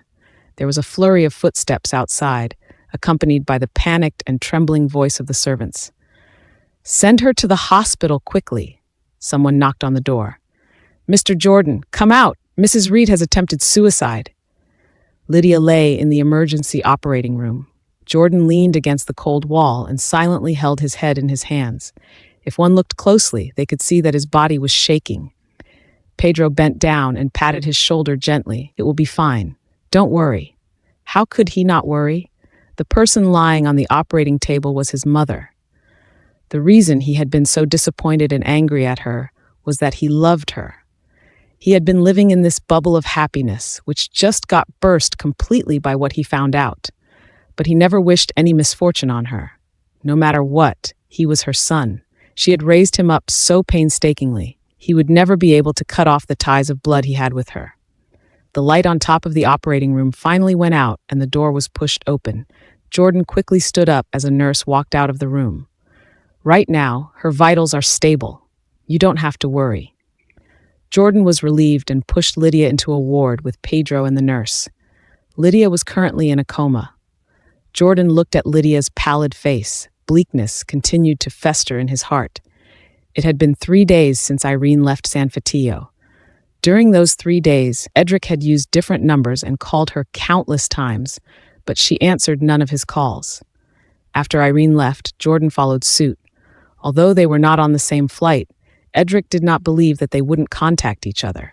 If possible, he really wanted to go abroad and bring that heartless woman back. However, he had no power overseas. With Jordan and Nathan both there, he was helpless against Irene. Edric felt upset, so he had John investigate Lily and Deborah. Lily's social circle was rather narrow. She had no friends apart from Freya. Deborah was living a pretty simple life too. Other than a few rich friends, there was nothing unusual about them too. The findings surprised Edric very much. For the past few days, he had been thinking who would want Irene out of San Fernando. Apart from Margaret, there was only Lily and Deborah. Now that the three of them had been ruled out, who else could be targeting Irene? Could it really be Joanne? Edric would never have imagined that Deborah had been puppeteering everything behind the scenes. She had handed over everything to Lorraine's son, the driver of the Cook family. Even more so, Edric would have never guessed that the nanny who had been working in his home for 10 years, Lorraine, would be in cahoots with Deborah. Seeing that Edric was deep in thought, John stood quietly aside and waited for him to give the next instruction. After a long time, Edric said, "Help me look into every infertility specialist. Start with the famous one." John was stunned. When Irene couldn't get pregnant in the past, Edric never looked for an infertility specialist. Why was he looking for one now? Jordan was smoking at the end of the corridor. The cigarette tip glowed brightly, illuminating his gloomy face. Suddenly, he heard footsteps coming from behind him. Jordan felt a hand on his shoulder. "Jordan, I have something to tell you," said Pedro. Jordan nodded and went to the study with Pedro. "I know what happened yesterday. In fact, if you want to know about what happened back then, you didn't have to question Lydia. You could have come to me." Jordan didn't say anything. He just looked at Pedro quietly. The emotional dispute between your parents and Myra was actually a tragedy caused by the two rich and powerful families. Both your grandmothers were friends, and they had agreed very early on that they wanted their children to marry each other. Later on, your grandmother was even more determined when she saw how kind and gentle your mother was. Unfortunately, she hadn't expected Malcolm to fall in love with Myra in high school. Pedro paused for a while and added, "What happened that year was hard to clarify. Everyone had a different way of viewing the issue. To us, your mother is a virtuous daughter-in-law. She is respectful to us, to Malcolm, and treats her family well. I dare say that everyone in our family likes her, except Malcolm." Jordan couldn't help sneering. She knew Malcolm loved someone else, yet she clung to him. What was she expecting? Relationships aren't that black and white. Take a look at the people around you, your elders and your friends. How many of them fall in love and get together with each other wholeheartedly? Jordan was silent. Pedro went on to say, "After your father married your mother, everything went downhill. Lydia relentlessly protected the family regardless, with no complaints. To a rich family, it was a blessing to be able to have found such a daughter-in-law, so they could only see Myra as a rebellious woman. Malcolm was married, and yet she went on to look for Malcolm. She wrote a letter to Malcolm asking him out. Malcolm had always been a fool for her, so he went to meet her. After that, Myra said something that made Malcolm never want to return again." Pedro lowered his head, continuing, "At that time, you were still very young. Lydia couldn't bear to see you lose Malcolm at such a young age, so she endured the humiliation and went to find Malcolm in person. But he refused to come back. She had no choice but to meet Myra instead. The day she asked Myra out, Myra died in a car accident. Why didn't Myra get into any accidents earlier? Why did it have to happen while she was on the way to meet my mother?" Jordan asked. "Are you honestly telling me you don't find the matter a tiny bit suspicious?" "I can guarantee that Lydia had nothing to do with the accident. To be honest, in my opinion, I never thought Lydia did anything wrong. She is your father's rightful wife. She has the right to defend her marriage. If anything, her only mistake was her ill fate to have met us." Pedro let out a long sigh. Myra's death from the car accident was unintentional, and it had nothing to do with Lydia. But Malcolm blamed it on Lydia, and Lydia has been regretting and blaming herself since then. She always felt that. If she hadn't asked Myra out, Myra would not have gotten into that accident and died. That's when Lydia started turning religious. If she wasn't guilty, then why would she have to turn to religion? Questioned Jordan.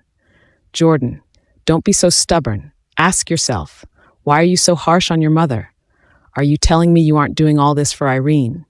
If Myra was just an ordinary person, would you be that harsh on Lydia? You have pushed your own problems onto Lydia just so you can have someone to blame. Jordan, don't you know what kind of person Lydia is? Think about it carefully. Has it been easy for Lydia all these years?" Pedro rebuked. I. You are a grown man. You have your own thoughts and can make your own judgment, and you have your own responsibilities and burdens to bear. I don't want to force my ideas onto you, but I hope you can at least treat your family well. Pedro turned on his heel and left. Jordan went to the hospital alone and stood at the door of the ward. Through the window, he saw Lydia leaning against the bed and crying. Joanne sat at the edge of the bed and held Lydia's hand, whispering into Lydia's ears. All these years, he had never once seen Lydia cry. Even in the face of the sarcastic remarks of Malcolm's siblings and the rumors circulating outside, Lydia had always been strong. Lydia had always had a heart of gold. During these years, she donated numerous times to charity. Even though she was rich, she would personally visit nursing homes just to volunteer. She couldn't even bear to raise her voice at the servants at home. How could someone like her take away another person's life? Myra's death was probably just an accident. His anger had clouded his judgment. Pedro was right. If the person in the car accident was not Irene's mother, would he blame Lydia for it? He was just indignant. It was just his resentment, for Irene couldn't stay with him. As he was emotionally frustrated, he vented it onto the person closest to him. However, because of him, Lydia had attempted suicide. If the servants hadn't found her in time, he didn't even dare to think about what could have happened. Pedro's words echoed in his ears. You are a grown man. You have your own thoughts and can make your own judgment, and you have your own responsibilities and burdens to bear. I don't want to force my ideas onto you, but I hope you can at least treat your family well. Jordan looked at Lydia in the ward in a daze and asked himself over and over again, Jordan, you have lived for so long. What have you done for her? He couldn't think of anything. In his memory, it seemed that Lydia had always been the sole one sacrificing for him. He had never done anything for her. He recalled Lydia's pleading eyes that night when she said, Joanne is a good girl. I like her very much. I hope you can like her too and get together with her. A bitter smile appeared at the corners of Jordan's mouth. At this moment, he finally understood what Malcolm felt like back then. After all, who wouldn't feel this way when they couldn't be with the one they loved? After some thought, Brittany decided to invite Irene out to meet at a cafe. Irene had arrived 20 minutes earlier. Meanwhile, Brittany was very punctual. She arrived right on the dot. This was the first time Brittany was meeting Irene again after 9 years. Irene's appearance was still the same as that of 9 years ago, as beautiful as always. Her beauty attracted the attention of all the customers in the cafe. Brittany walked over and sat opposite Irene. Irene smiled politely at Brittany and asked, What do you fancy? Jamaican Blue Mountain coffee, Brittany replied. The waiter quickly brought over the coffee. After stirring the coffee with a spoon for a long time, Brittany stopped and said to Irene, You are much thinner than before. Irene smiled faintly and did not speak. Brittany didn't mind Irene's silence. She sighed softly and added, Time flies. In a blink of an eye, it's been 9 years. Irene understood what Brittany meant. She still remembered what they talked about when they last met in a cafe. She said, Don't worry, Brittany. I have always remembered what you said to me. I won't cross the line. Her answer made Brittany's face flash with embarrassment. At that time, she wasn't polite to Irene at all. Each word of her was laced with ruthlessness. She picked up her cup of coffee and took a sip, trying to hide her awkwardness. I've also heard about your son's illness. Such a young child, so smart and cute too. What a pity. Yes, God really is cruel. Irene answered lightly. Her face was expressionless. Irene, I want to ask you something. Brittany had no choice but to cut to the chase. Can you leave Nathan? I know your child needs treatment, and I can offer my help, as long as you don't show up in front of Nathan anymore. Irene knew that Nathan was the only reason that Brittany would come looking for her. If it was in the past, she would have agreed to leave Nathan without hesitation. But now, Eden was her priority. Nathan had said that the doctor he found was treating Eden very effectively. How could she leave at a time like this? Irene, I know it's not a good time for you, but I have no choice. As his grandmother, I am worried about his future and happiness. I don't want to see him be lonely for the rest of his life. Seeing that Irene was silent, Brittany pondered over her words, picking them carefully. Nathan has always had you in his heart. Because of you, He has been single for 9 years. How much more time does he have? Are you okay with watching him grow old alone? I never thought of letting Nathan grow old alone. Nathan is the best person I have ever met in my life. I regard him as a friend, a confidant, and an elder brother. I wish for his happiness just as much as you do, Irene answered. I believe that you want Nathan to be happy, but do you know that Nathan's happiness has always been tied to you? All these years, his heart has always been in your hands. I've let him meet dozens of other women, but he didn't take a fancy to any of them. I've been so worried about him. Irene, I beg you, please stay away from Nathan. Do you honestly think my departure will change anything? Irene smiled bitterly. Back then, you asked me to stay away from Nathan so he could be happy. I listened to you and married Edric instead. I was married to Edric for 5 years, but Nathan remained single. Are you saying that's my fault too? Brittany was left speechless. Indeed, Irene had been married to Edric for 5 years. Nathan had known that he would never have Irene back again, but still, nothing changed. True enough, Nathan's current choice seemed to have nothing to do with Irene. I don't think I have control over Nathan. Perhaps I am part of the reason why he is how he is now. But if it weren't for you, he wouldn't have become like this, added Irene. Irene, I had indeed made a wrong choice. Nathan's parents died when he was a child, and I brought him up by myself. I have high expectations for him, so I want to find him a suitable wife to support him. I'm not doing anything wrong in my opinion. On the contrary, you're the issue here. Why didn't you ever tell me that you were Stephen's daughter? If you had even a trace of love for Nathan, you would not have let him go without a fight.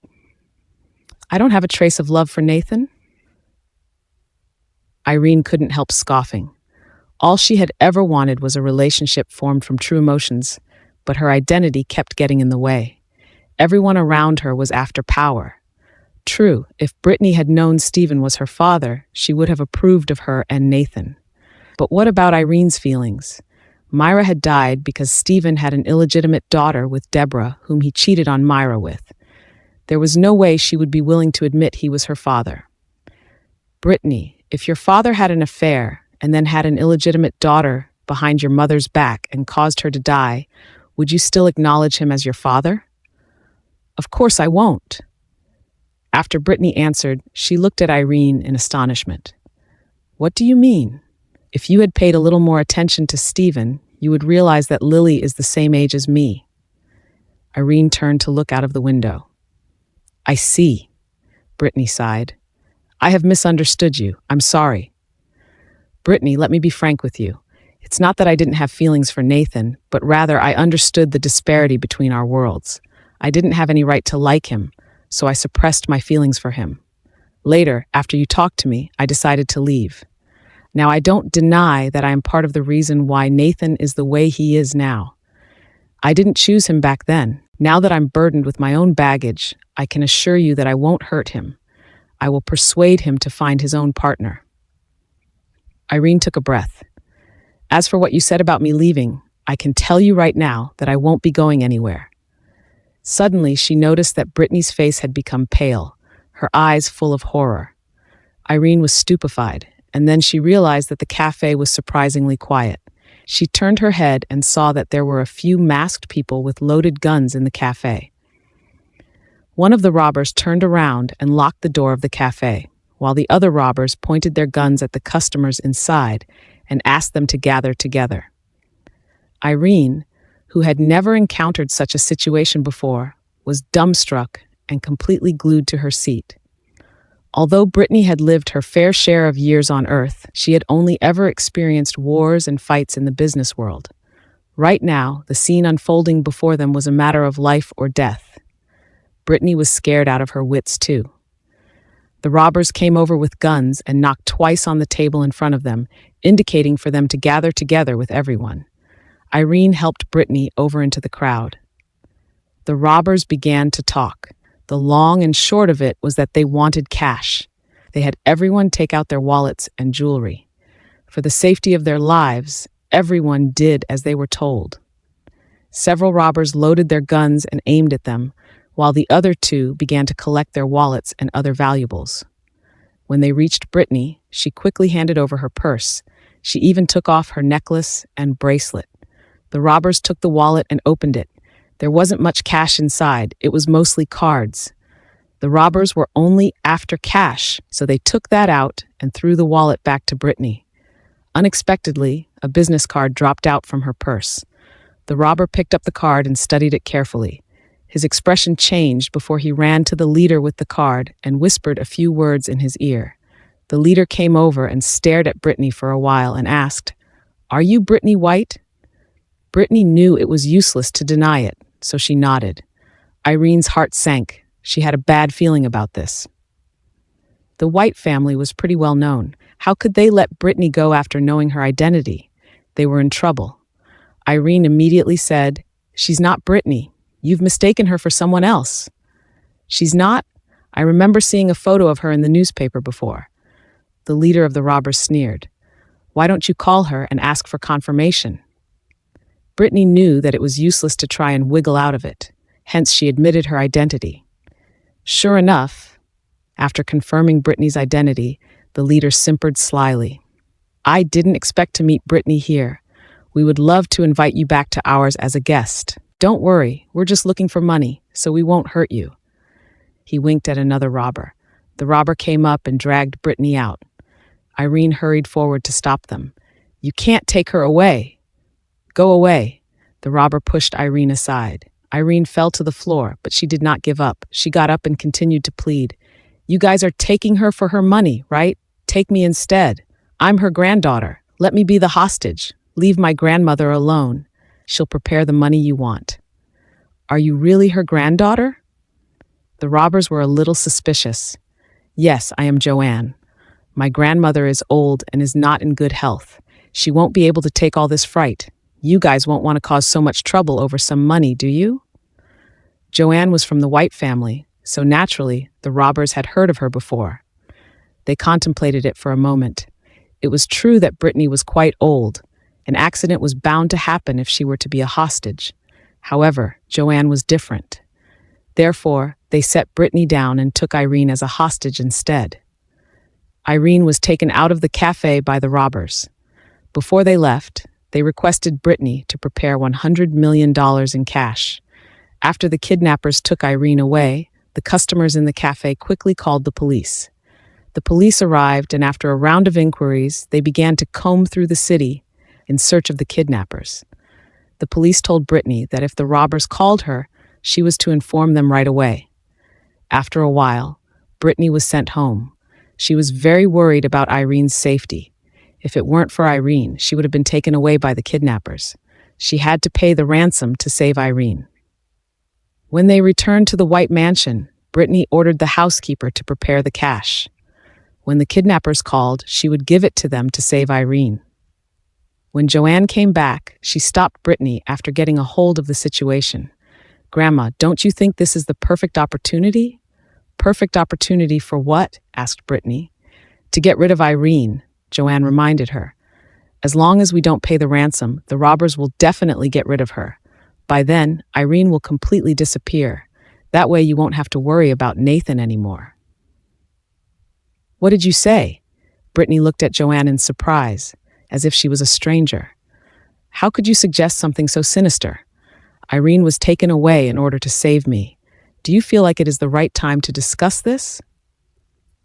Joanne knew that she had misspoken. She had always acted gentle and kind. No wonder Brittany was surprised when Joanne made such a suggestion. The robbers took Irene to a house. After locking the doors, they began planning on how to demand the ransom. One of the kidnappers decided to make a call to the White family. Brittany was rather straightforward. She told them that someone was preparing the ransom, so they would need to wait for a while. The kidnappers did not believe her and warned her not to try to rescue the hostage through the police. They threatened Brittany, saying that if she even tried anything funny, they would kill Irene right there and then. Brittany promised not to call the police. The eyes of Joanne, who had been by the side listening, lit up at once.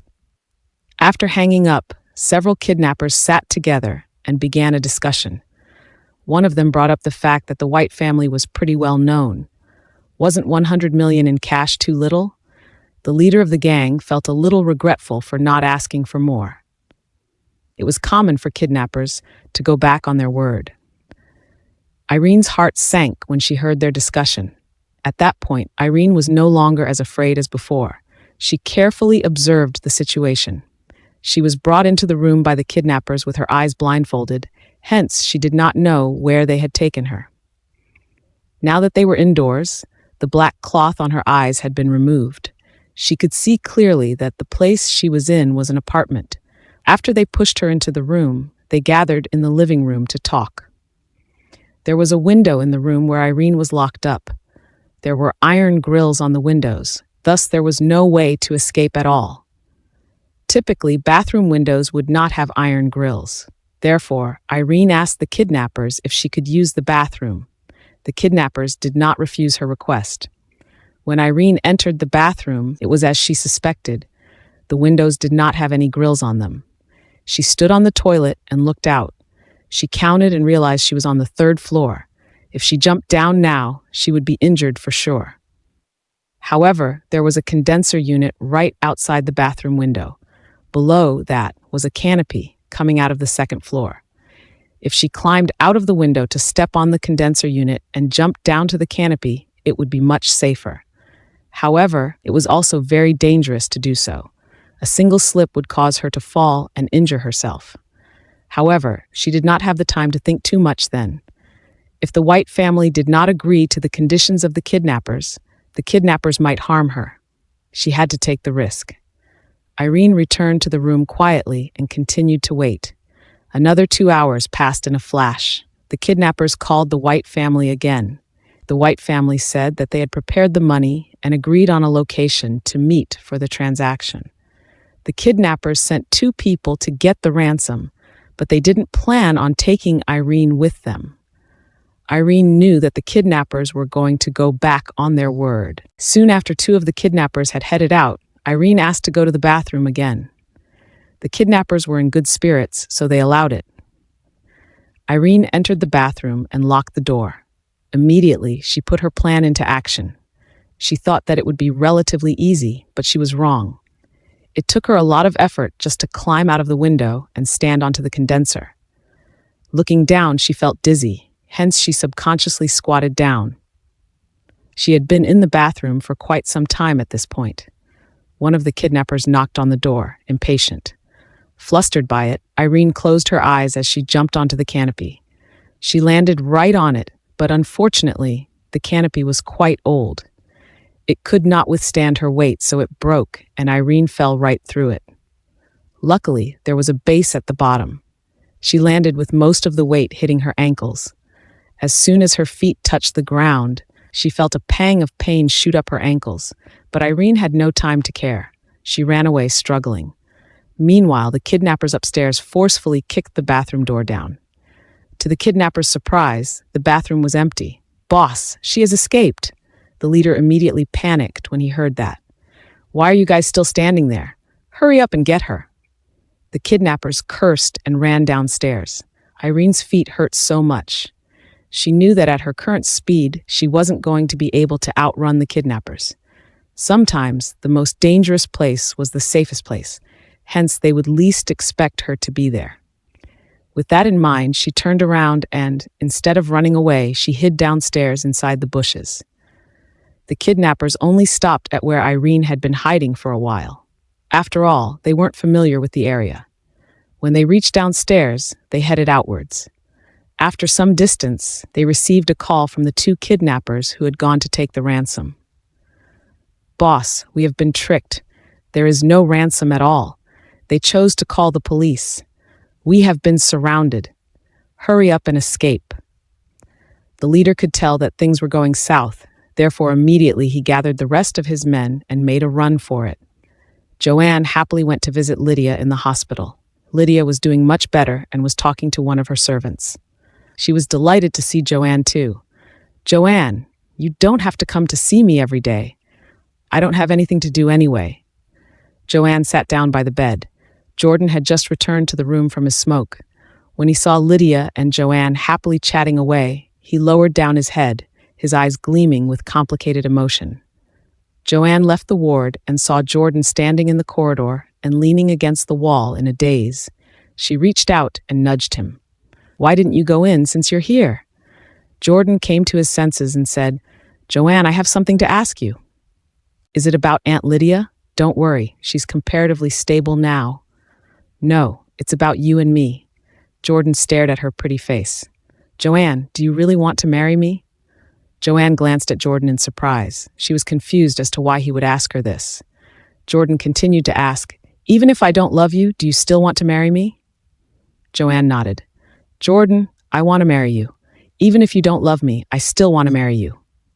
"You'd better think it through. I won't show you any love for the rest of your life. If we get married, we won't be a real couple. I will spend my days outside drinking and looking for other girls. You can have your own fun too, of course.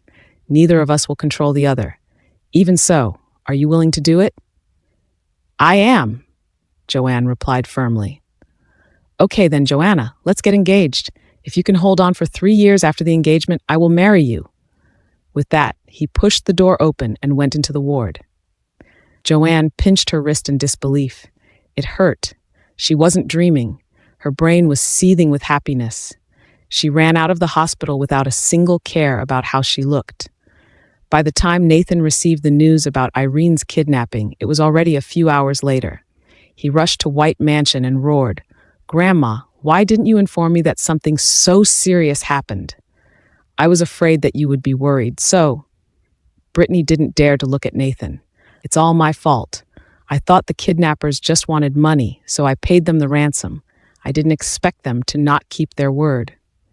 The kidnappers have absconded now, and Irene is nowhere to be found." Nathan was so anxious that he was jumping up and down. "You should have told me when it happened. Now, what do we do?"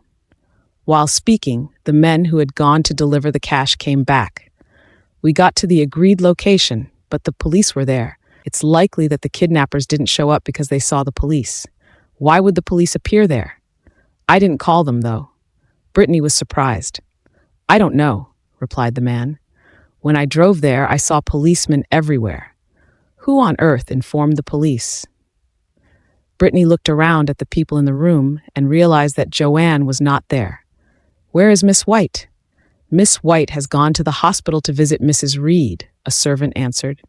Brittany's face darkened. She was about to lose her temper when the phone rang.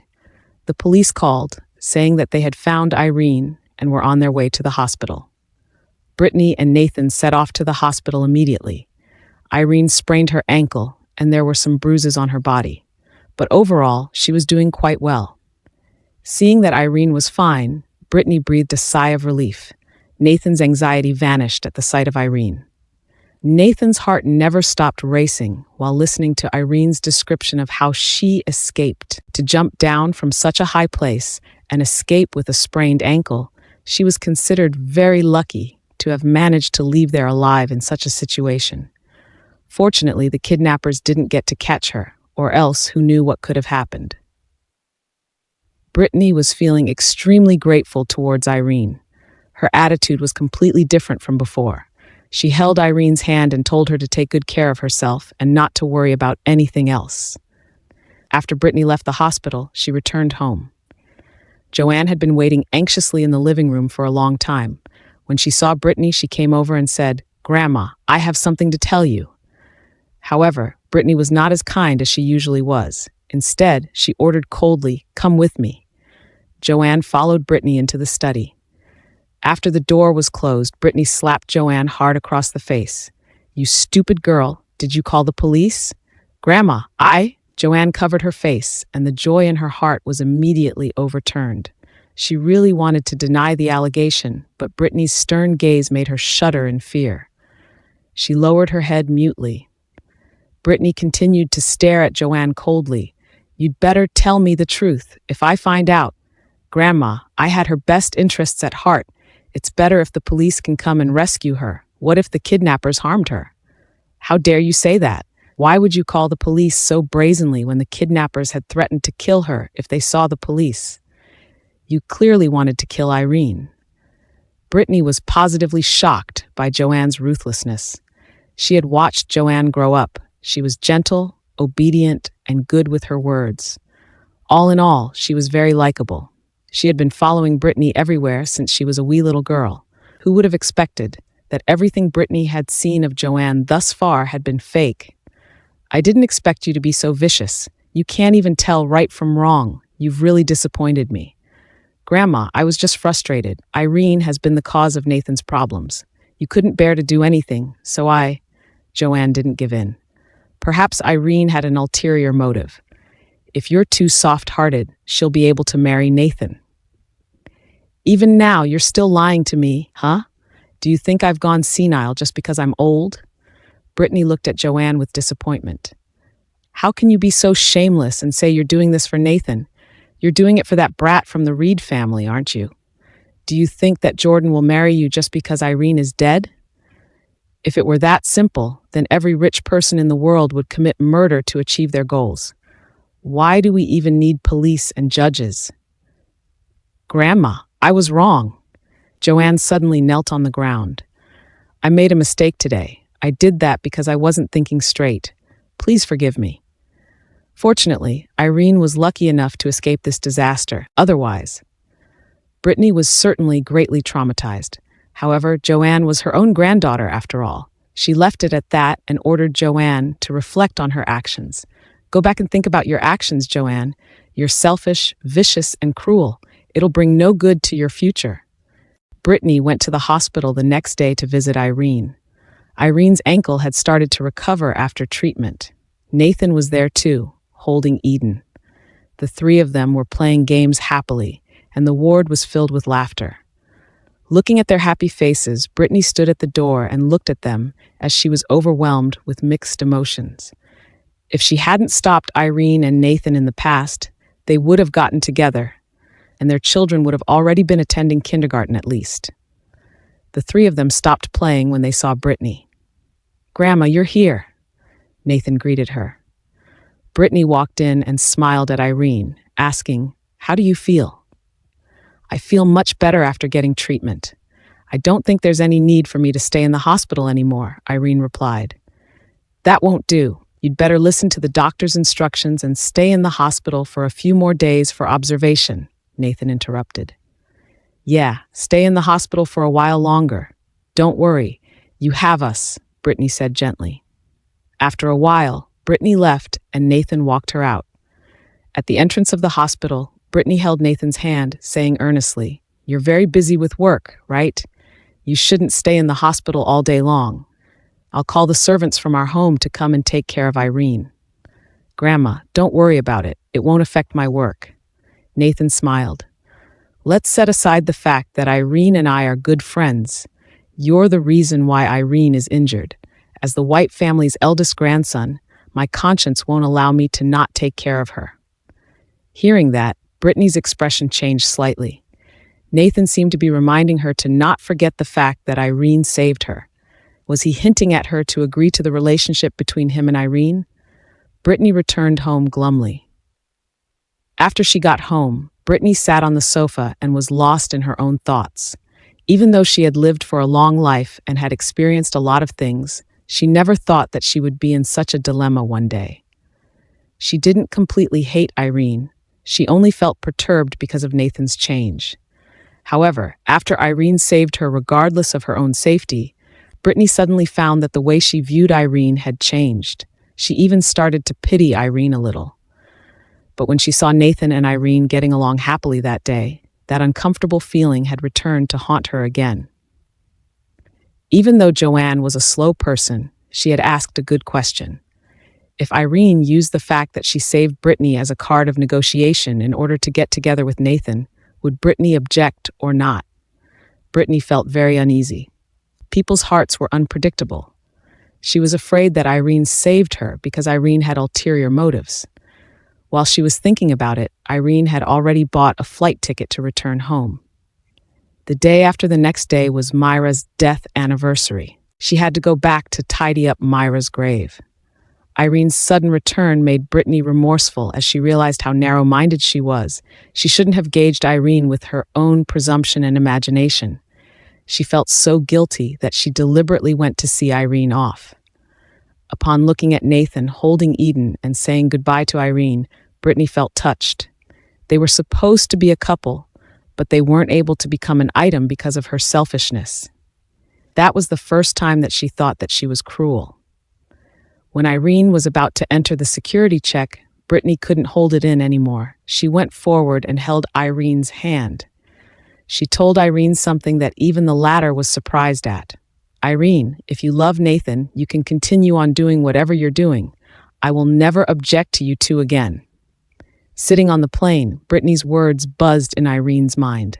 It was true that those words of Brittany were heartfelt. Irene could feel that, but they were told far too late. If Brittany had told her that 7 years ago, she would have been ecstatic. But right then, after experiencing so many hardships, she had lost the courage to fall in love again. Her only wish right then was that Eden could grow up healthily and happily. As long as Eden was fine, she was willing to suffer any trial or tribulation.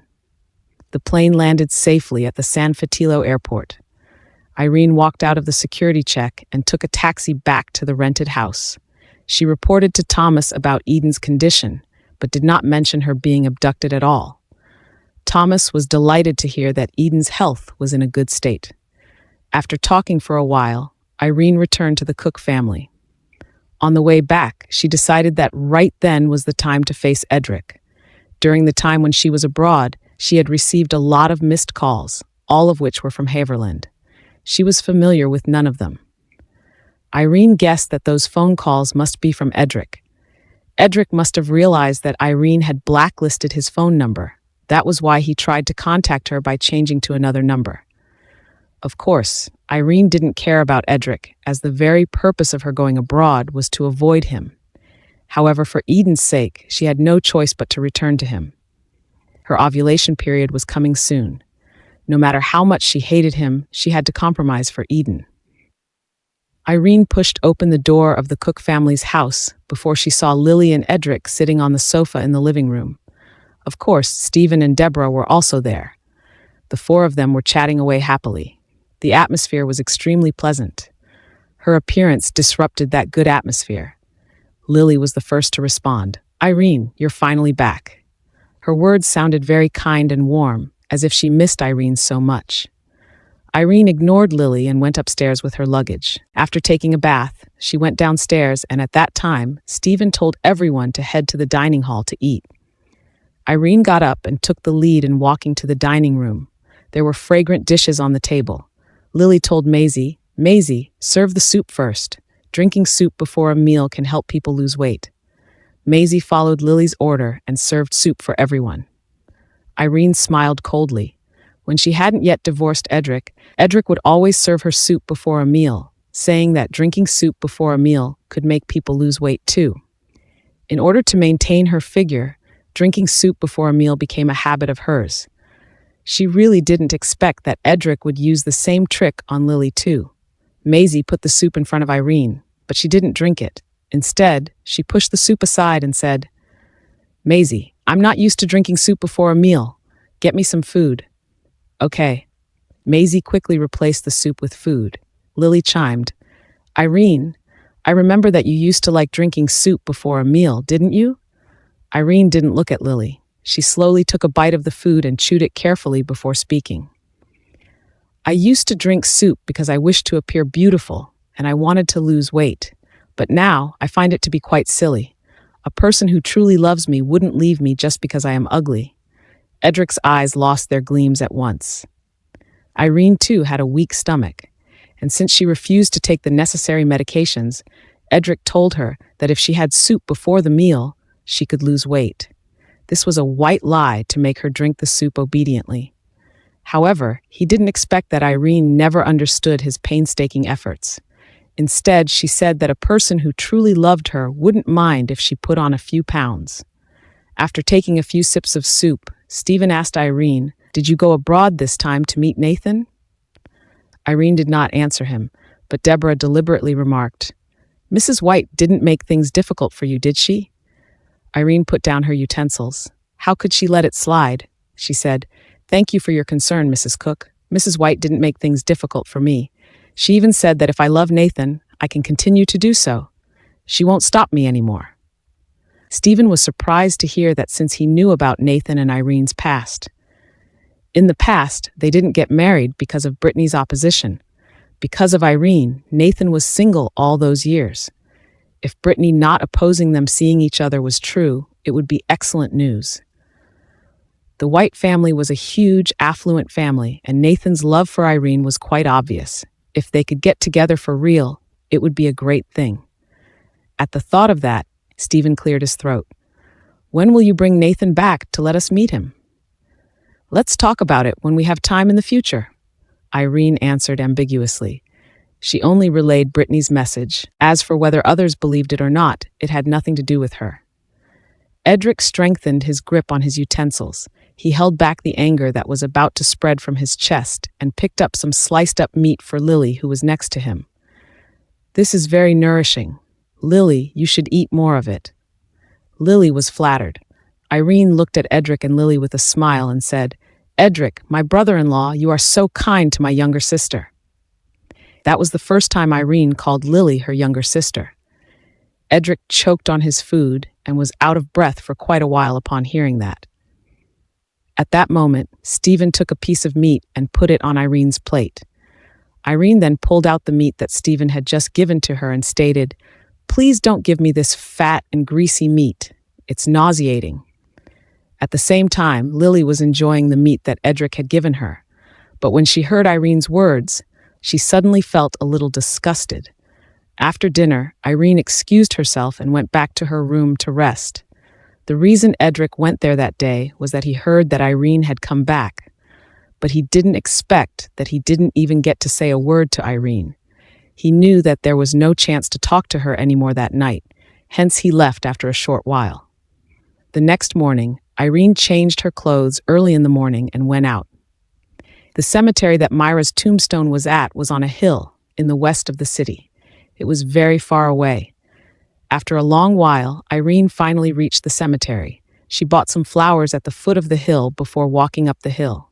From a distance, she could see a flower at the front of Myra's tombstone. It was not a chrysanthemum, but a bright rose. Irene walked over in confusion.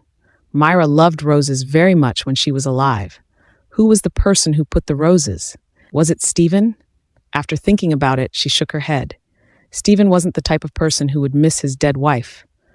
Irene cleaned up the weeds in the area and quietly sat in front of the tombstone, staring at Myra's face on the tombstone. Myra's smile was so bright and dazzling.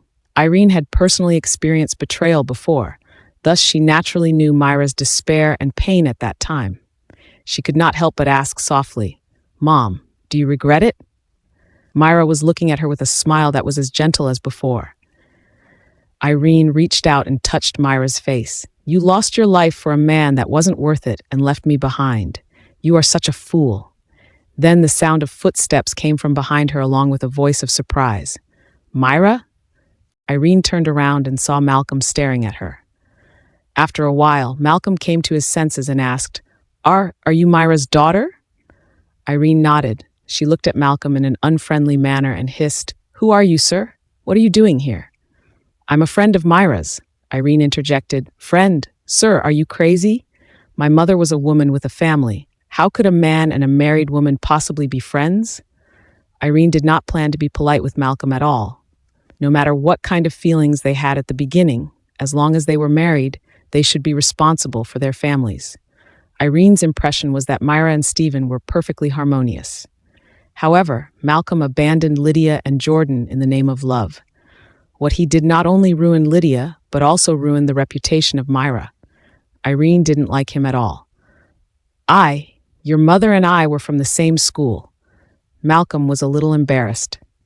He didn't know where to put the roses that were in his hands. Sir, are you out of your mind? You said you and my mother were friends just now, but you say that you two are from the same school now? My mother has so many batchmates, so why are the others not here? What are you thinking? Irene looked at Malcolm coldly. A married man went here to Myra with roses. Didn't he know what kind of impression his behavior would cause? My mom had never done anything immoral all her life. I don't want to see anything that will damage that reputation of hers. Please keep yourself in line and don't come bother her anymore, Irene said angrily. Malcolm stood there in a daze, neither advancing nor retreating. Irene not only looked like Myra, but also had the same temper as her. When Irene was about to head back, the sky looked unusually gloomy, like it was going to rain. Irene knew how bad the weather in San Fatio was. Therefore, she went to take a taxi. But how could she find a taxi in such a remote place? She had no choice but to take the bus. Fortunately, she was lucky enough to get on the bus before it started to rain. The bus didn't go straight to her destination. It was still raining when she was transiting to another bus. Irene stood alone at the bus station while waiting for the next bus. Her clothes were drenched in rainwater, and they all stuck on her body, which made her feel a little chilly. Then a car passed by the bus station, and it splashed the water on the road at her. Irene did not avoid it, her face void of expression. Since she was already wet right then, she thought that it didn't matter anymore. Finally, Irene saw a taxi. She stopped it and took it home. When she arrived at the Cook family, Irene saw from a distance that a car was parked outside the villa. Although it was raining, she still could see the car's license plate clearly. Edric was there. She had only been back for 2 days, and Edric had already come to the Cook family twice to visit Lily. It showed that Lily had a really special, important place in his heart. Irene witnessed Edric opening the car door and holding an umbrella to cover for Lily, while Lily snuggled into Edric's arms. Irene suddenly felt a stabbing pain in her heart when she saw how caring Edric was. The person he had been taking care of had always been her. He even said that he would love her forever. When the taxi stopped, Irene rushed out of the car after paying. When he passed by Edric and Lily, she heard Lily exclaiming, "Irene?" Irene didn't stop. She continued to stride into the villa. When they saw that she was drenched all over when she came in, Stephen and Deborah, who were in the living room, were shocked. Stephen stood up and chirped, "Irene, what happened?" "I was caught in the rain." Irene coldly spat out those words and rushed to her room. When she was about to close her room door, she heard Deborah's voice. "Oh, Lily, what happened to you?" Irene took off her wet clothes and immersed herself in hot water. The warmth spread from her skin to her nerves, and she couldn't help sneezing. She stayed in the bathtub for a long time until she heard a knock on her door. Then she walked out of the bathtub and put on her clothes. She opened the door and saw Maisie standing at the door with a cup of ginger tea in her hand. The scene in front of her made Irene's eyes a little moist. Maisie was the only one who really cared for her in that family. She leaned over and let Maisie come in. However, when she was about to close the door, she saw Edric coming from the other end of the corridor. Irene remembered that Lily's room was at the other end of the corridor. Edric really was very concerned about her now that she was her secret lover. Nonetheless, Irene closed the door expressionlessly. When she saw Maisie still standing there with the ginger tea in her hand, she took it from Maisie and said, "Maisie, please sit down." Maisie did not sit down. "Irene, you must be hungry. What would you like to eat? I'll make some food for you." Irene thought for a moment and said, "Spaghetti, Maisie. I want to eat the spaghetti you make." Maisie nodded. "I'll serve it to you after I finish cooking it," answered Maisie while she walked towards the door. When she reached the door, she turned back and said, "Irene, Miss Lily is injured. Do you want to go and see her?" Irene was stunned, but she immediately came back to her senses. "I'll go check on her later." After hearing what Irene said, Maisie opened the door and went out. In fact, Irene didn't want to see Lily at all, but she knew Maisie's intention. She couldn't be too out of line while she was living in that villa. She dried her hair, changed her clothes, and went to Lily's room. Lily's door was open. Inside her room, there were 3 people that she had already guessed would be there. Seeing Irene's appearance, they all looked surprised. Irene ignored them and walked in. "Maisie told me that you're injured, so I came to have a look." "Thank you for your concern, Irene. I just fell down and scratched myself." "I'm fine now," Lily replied. Deborah, who was on the other side, said, "Be careful next time." Fortunately, Edric was there. If not, things would have gotten worse. Deborah's remark made Lily look at Edric with affection. Edric smiled gently in return. Irene's heart cracked upon seeing how loving they were. She controlled her emotions and said, "I have some supplements I brought back from abroad. It's very effective on this kind of injury. Should I bring it to you?" There's no need. Lily hurriedly refused. Edric has already applied medicine for me. You don't need to trouble yourself. Actually, Irene didn't have any supplements at all, but she was sure that Lily wouldn't dare to use the supplements she mentioned. That was why she said that. Since she had already done her part, it was time for her to go back and have her spaghetti. Thus, after saying a few more words of concern, she excused herself. She didn't go back to the room, but went downstairs to the kitchen instead. Maisie was still cooking downstairs. When she saw Irene, she grumbled, "Irene, why did you come down? I'll bring it to you once it's done." Irene just chuckled without saying a word. Soon, Maisie finished cooking the spaghetti and took them to the dining room. Irene had only eaten 2 mouthfuls when she heard footsteps entering the dining room. Edric's cold voice rang out, "You don't have any supplements at all, do you?" Irene did not answer him. She was focused on eating the noodles. Edric got closer to her.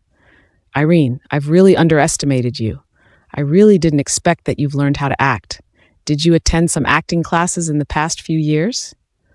"Mr. Myers, my dear brother-in-law, what are you trying to say?" Irene looked up at Edric. "Chandel Valley, A8. I'll be waiting for you there tonight." With that, a bunch of delicate keys was placed in front of Irene. Edric then turned around and left. Irene looked at the keys with a mocking smile on her face. Then, she finished eating the spaghetti and went upstairs with the keys.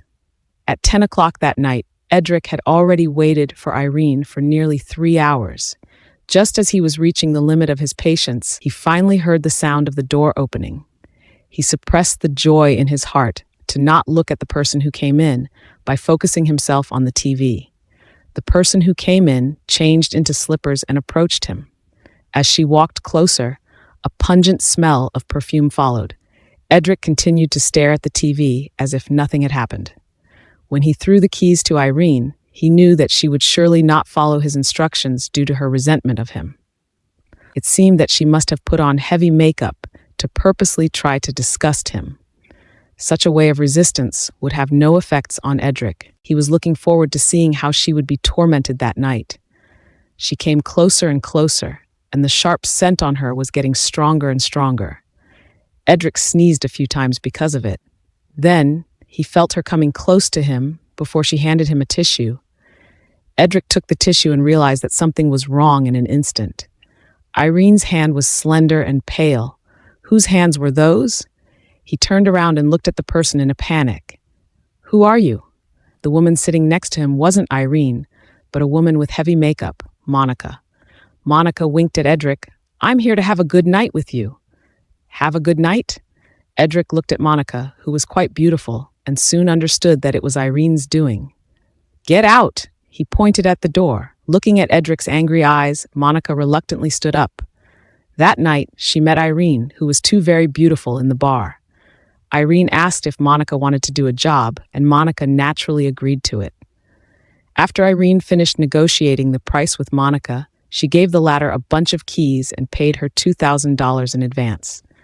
She sent her to Chandel Valley to service a handsome and young president for after dark. If she did a good job, she would get additional pay.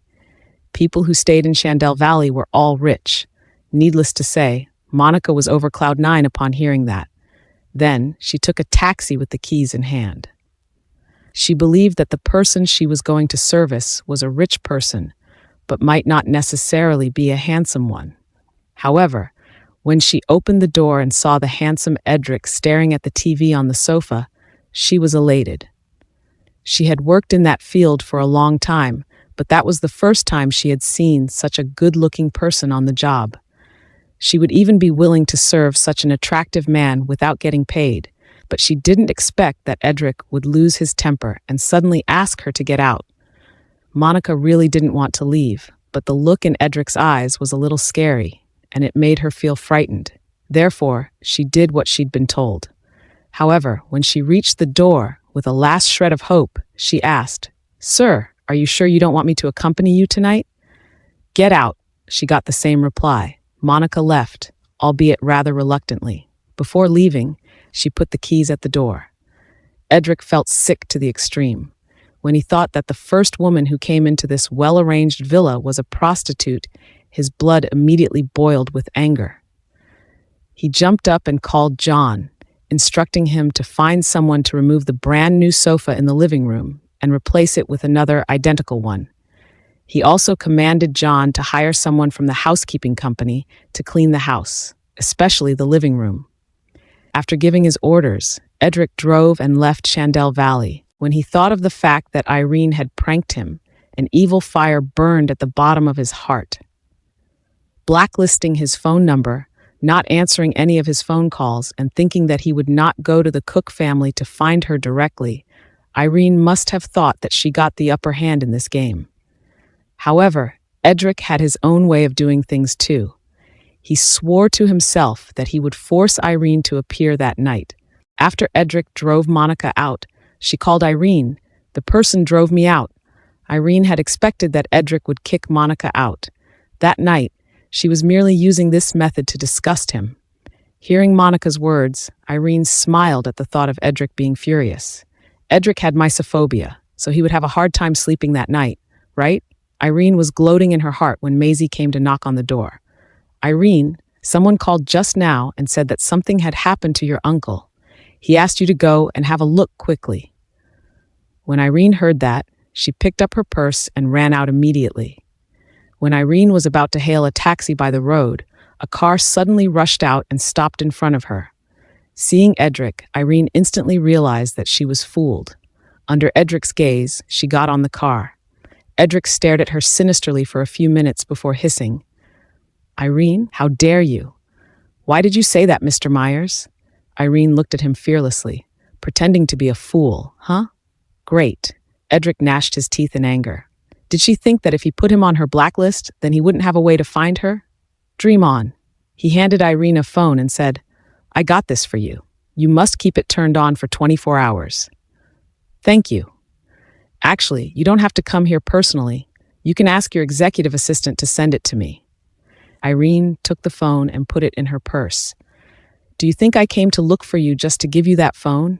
Edric mocked. "Otherwise," Irene looked at Edric coldly. "Today is my mother's death anniversary. Are you really going to do such a thing on this kind of occasion?" Edric was stunned for a moment. Was it Myra's death anniversary? Dumn it! He had forgotten about it. He didn't know what to say for a moment. A sneer appeared at the corner of Irene's mouth. "I'll keep the phone on for 24 hours a day once I return.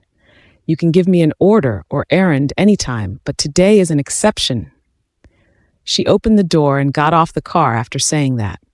Edric looked at her back, his heart twitched uncomfortably. When Irene met him before, her eyes were cold, but they never harbored any hatred towards him. However, he didn't know when she started to look at him with disgust. Edric leaned back on the seat and carefully recalled the time he had spent with her. Irene's hatred for him seemed to have started since his engagement with Lily. Edric couldn't help but think of their phone call that night. Irene said that she didn't want him to be engaged to Lily, and she would consider getting back together with him if he chose to turn away from Lily. It must be because of his ruthlessness and indifference that she started to hate him so much. Edric sighed deeply. He deserved it. Why did he give up such a good opportunity? The next morning, Jordan and Joanne's engagement news in Mancotia was reported by the media. When Irene left her room, she could already hear the news as Lily and Deborah talked about it loudly in the living room. Joanne is so beautiful and has such a good background. She matches Jordan very well in all aspects, Lily loudly claimed, as if she was scared that Irene couldn't hear her. Irene's hand, which was holding the door handle, suddenly froze. They got engaged so soon. It was only expected for Jordan to be engaged to Joanne, but Irene's heart couldn't help missing several beats after hearing it. Naturally, Lily and Deborah would not give up that opportunity to provoke Irene. The two continued to talk about the grand occasion of Jordan's engagement.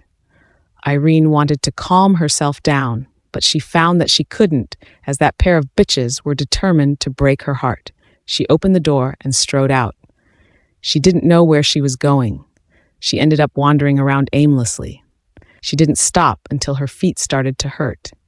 It was only then that she realized that she had come out of the house empty-handed. She touched her pocket and found that it still had a few coins in it, God was probably helping her given her current situation. The news of Jordan's engagement came so suddenly. Edric just learned about it too. After hearing Jordan's engagement, he felt so much relieved. Compared to Nathan, Jordan was a much stronger opponent for him. Nathan was a fine gentleman, thus he would not use any extreme means to get his hand on Irene. However, Jordan was different. He was an experienced businessman, and he wouldn't play his cards like a usual man. Irene being by his side every day meant that Irene was in danger every day. Although a strong enemy of his had disappeared, Edric's relief only stayed for a short while. Wasn't Jordan determined to marry Irene? Why did he suddenly get engaged to Joanne? Was it because he asked Irene to become his secret lover too? No men could accept the woman they love having sex with another man. Naturally, this included Jordan. Edric felt a little guilty as Irene's hatred towards him was probably because he separated her and Jordan. He picked up the phone and called Irene. He wanted to ask her out, but no one answered the phone. Edric couldn't sit still, hence he went to see Irene. After waiting around the Cook family for more than an hour, Edric finally saw Irene. She had her hands in her pockets and looked exceedingly lonely. Edric greeted her, "Irene." Irene looked at Edric indifferently. "What can I do for you, Mr. Myers?" Edric reached out and took Irene's hand. "I want to talk to you." "Spit it," Irene replied. "Irene, I didn't know about Eden's illness until now. I'm sorry." Edric's face was plastered with remorse. Frankly, he sounded rather sincere. However, Irene only found it extremely ironic. She would always remember the words that Edric had used to reject her that night. She would never forget it for her whole life. "Mr. Myers, I do not need this from you. You are not anyone to me either. There is nothing for you to be sorry about," Irene said. Looking at her indifferent expression and hearing her unkind words, Edric felt a sharp pain in his heart. "Irene, what you said the other night, were they true?" "What do you mean?" Irene asked. "About us getting back together," Edric answered. Irene smiled sarcastically. "Mr. Myers, I have answered this question before, and I'll answer it again happily. Please listen carefully. I wasn't thinking straight at that time, so I made the wrong call. Irene, I'm sorry." After all, they had been husband and wife for 3 years. At that time, Edric finally understood what he had missed. "I didn't mean to say that. I was just afraid that you would play tricks on me, so It was indeed my intention to trick you at that time. That was why I called you. Fortunately, you were smart and didn't fall into my trap," Irene interrupted him. "Irene, you don't have to worry about Eden's illness. I will help you." Edric lowered his head. "How will you help me? By giving me money?" "Edric, I don't want your money or your fake concern. You'd better just stay aside and remain unbothered," Irene retorted. "Irene, it's not just money. I can take care of you in Eden," Edric replied. "Take care of us? Do you even deserve to do that?" Irene sneered. How could an engaged man offer to take care of Eden and her? What right did he have? Irene wanted to satirize Edric further, but she thought it was unnecessary to do so. "Mr. Myers, I am exhausted now. If you have no other questions, can you let me go back and have a rest?" "Irene?" Before Edric could continue, he was interrupted by a gentle voice.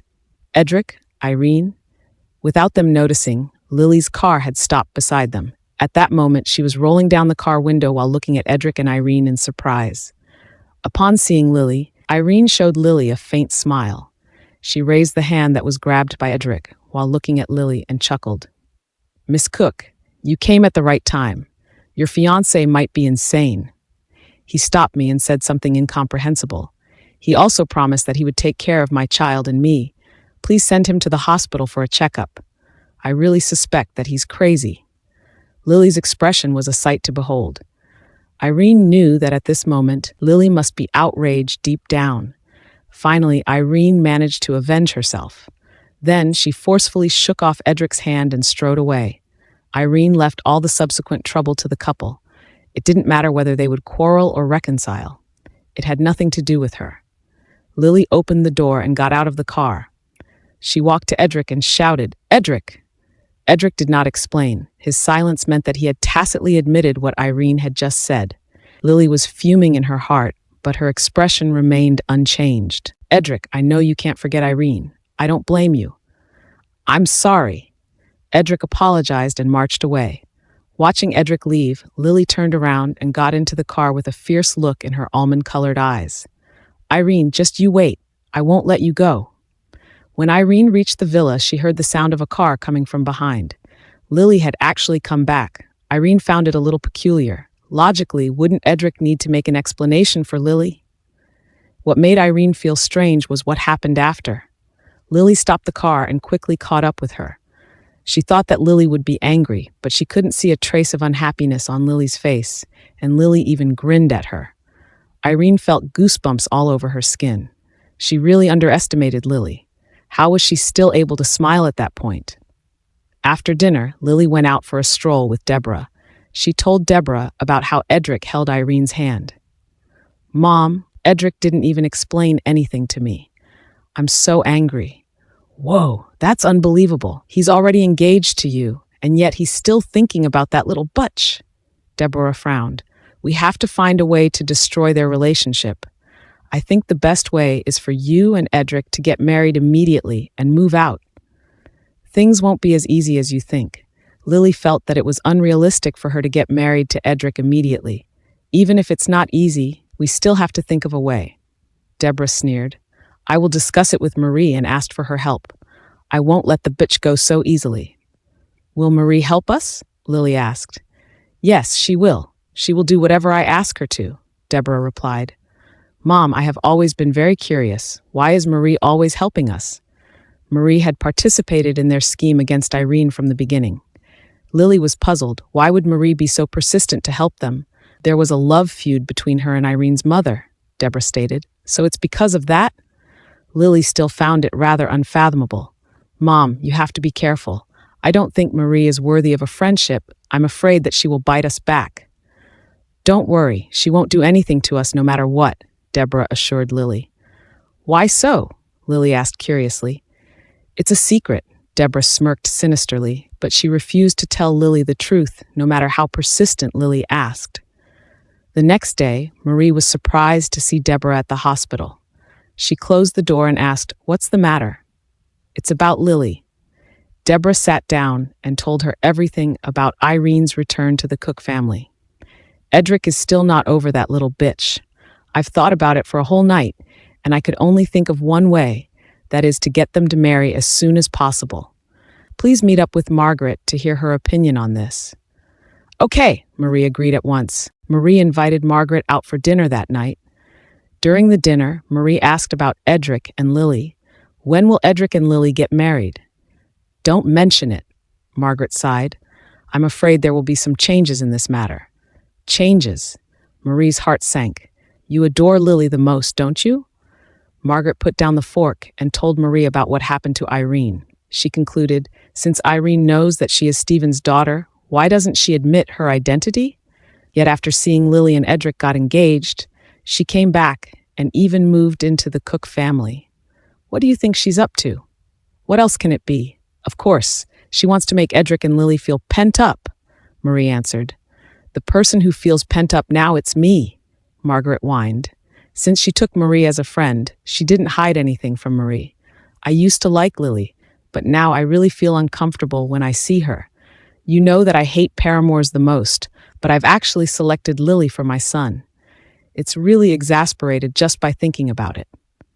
Hearing this, Marie put on a long face, but Margaret didn't notice it.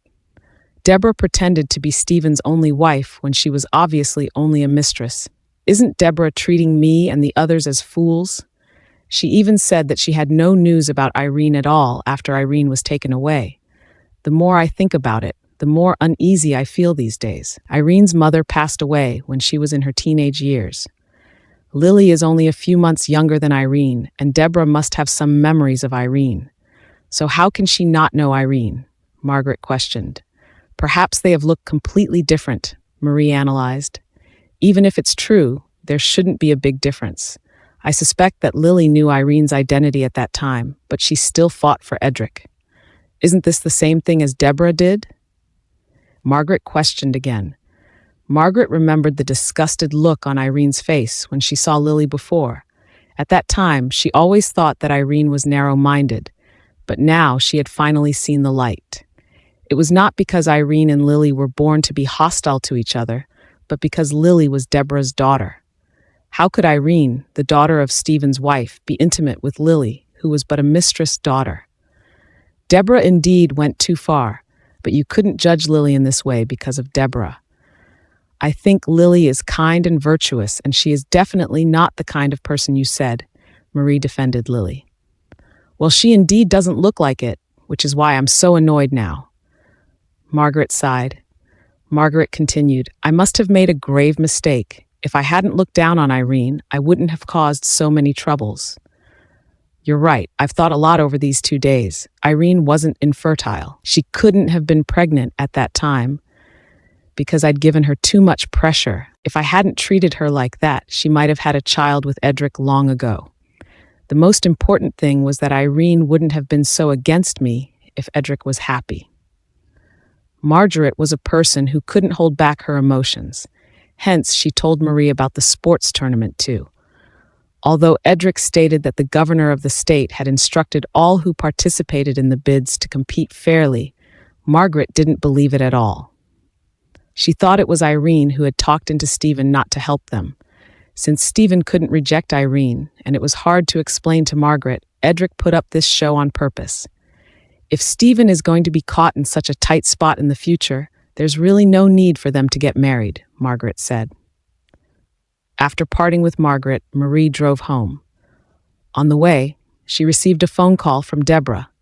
How did it go? Deborah asked. Margaret is not as enthusiastic anymore now, Marie replied. She said that she didn't want Edric to marry a mistress' daughter. That old bitch, she is just a snob. What rights does she have to pretend to be high and mighty? Deborah was vexed. What's the use of being exasperated? Marie sneered. It's better to think of a way now. Margaret is frustrated because she is afraid that she can't get the steal. The sports tournament. Everything will be fine as long as you come up with a way to let her get it. Do you think I don't want to? But Stephen can't decide about this matter. I can only stand by anxiously. Deborah sighed and told Marie that the sports tournament required them to design the stadium. It was only then Marie knew the truth. Her eyes lit up and she said, Leave this matter to me. I have a plan. After dinner, Thomas strolled around the residence for a while. Just as he was about to return home, a figure appeared out of nowhere. Thomas, how have you been? What are you doing here? Thomas's face fell when he saw the figure clearly. I want to talk to you.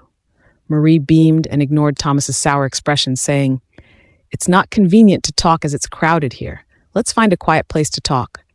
Thomas turned around and Marie followed him. The two of them went to the nearby cafe one after the other.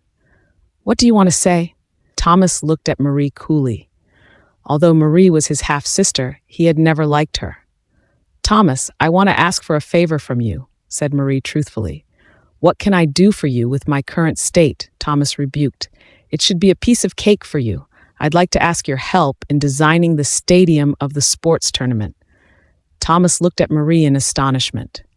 What do you want to do with the stadium design? I need it. Thomas, please help me, Marie pleaded. Thomas furrowed his eyebrows a little. It was completely useless for Marie, a doctor, in asking for the stadium design. Could it be that she wanted to use it to please Malcolm? But after thinking about it, that was quite impossible. Malcolm did not care about business at all, so why would he be bothered about this matter? Thomas was reminded of the relationship between Marie and Margaret abruptly. He could vaguely guess what Marie wanted to do with the design. Hence, he refused Marie flatly. I won't help you. Why? Thomas, it's not difficult for you to do it. Why won't you help me? Marie asked. There's no reason. I've never begged you for anything. Thomas, please help me this time. Marie pooted. Speak no more. I won't help you. Thomas rejected. Thomas, how can you be so cruel? I am your only biological sister, Marie reminded him. Seeing that Thomas was unmoved, she sneered and warned, Thomas, you'd better think twice. I can do anything for it. What do you want to do? Thomas retorted. I am not going to stay put. If I leak the news that you're not Thomas to Irene, what do you think will happen? Marie barked. Are you threatening me? I'm not threatening you. It's just a friendly reminder. Thomas looked at Marie, hissing. How did you end up like this? How could you be so shameless? Shameless, Marie simpered in a rather taunting manner. What right do you have to criticize me? Speaking of being shameless, that bitch is more audacious than me. Yet, I have never seen you criticize her once. I have always been curious about the reason why. As soon as Marie finished speaking, Thomas grabbed the cup on the table and splashed the tea to her face. Marie was unable to dodge it, hence, both her face and hair were wet. However, she was not angered at all. Still smiling, she wiped away the tea leaves on her face while asking, "Why are you so pissed off? Am I wrong?" "Get lost," Thomas yelled. The veins on Thomas's hand were throbbing. He must be burning with red fury at this moment. "Thomas, I won't. I won't leave until you promise to do me that favor." Marie's voice was raising in a crescendo. "Don't even think about it. I am your sister.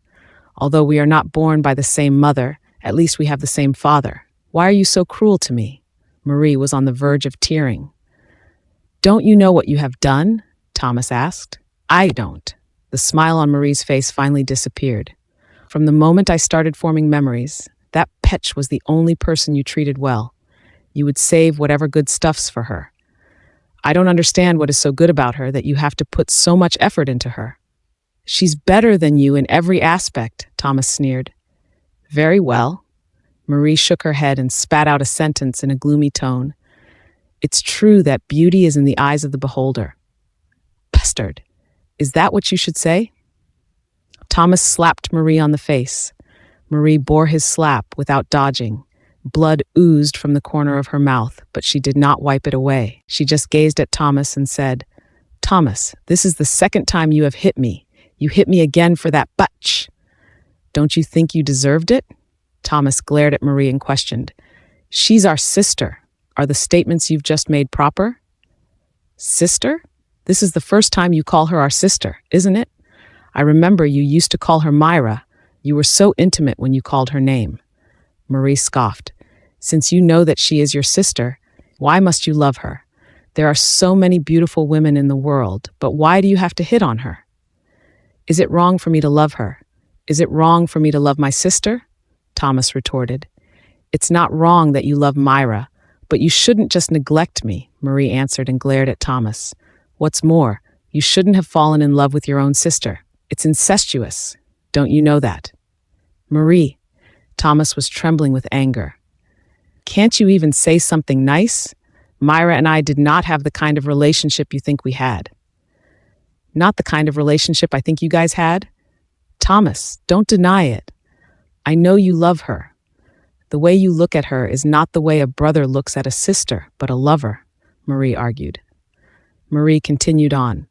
"When your career was flourishing like a Green Bay tree, you actually abandoned everything and rushed back after you heard that Pitch was getting married. For that Butch, you are willing to live an ordinary life in the name of a dead person. Thomas, what on earth are you doing this for?" "Insane. You've gone insane," Thomas gasped. "I have indeed gone insane. How can I not be insane when I see my siblings are having an incestuous relationship? Let me tell you, Dave, if it weren't for me, you and that Butch would have already done something disgraceful to our family."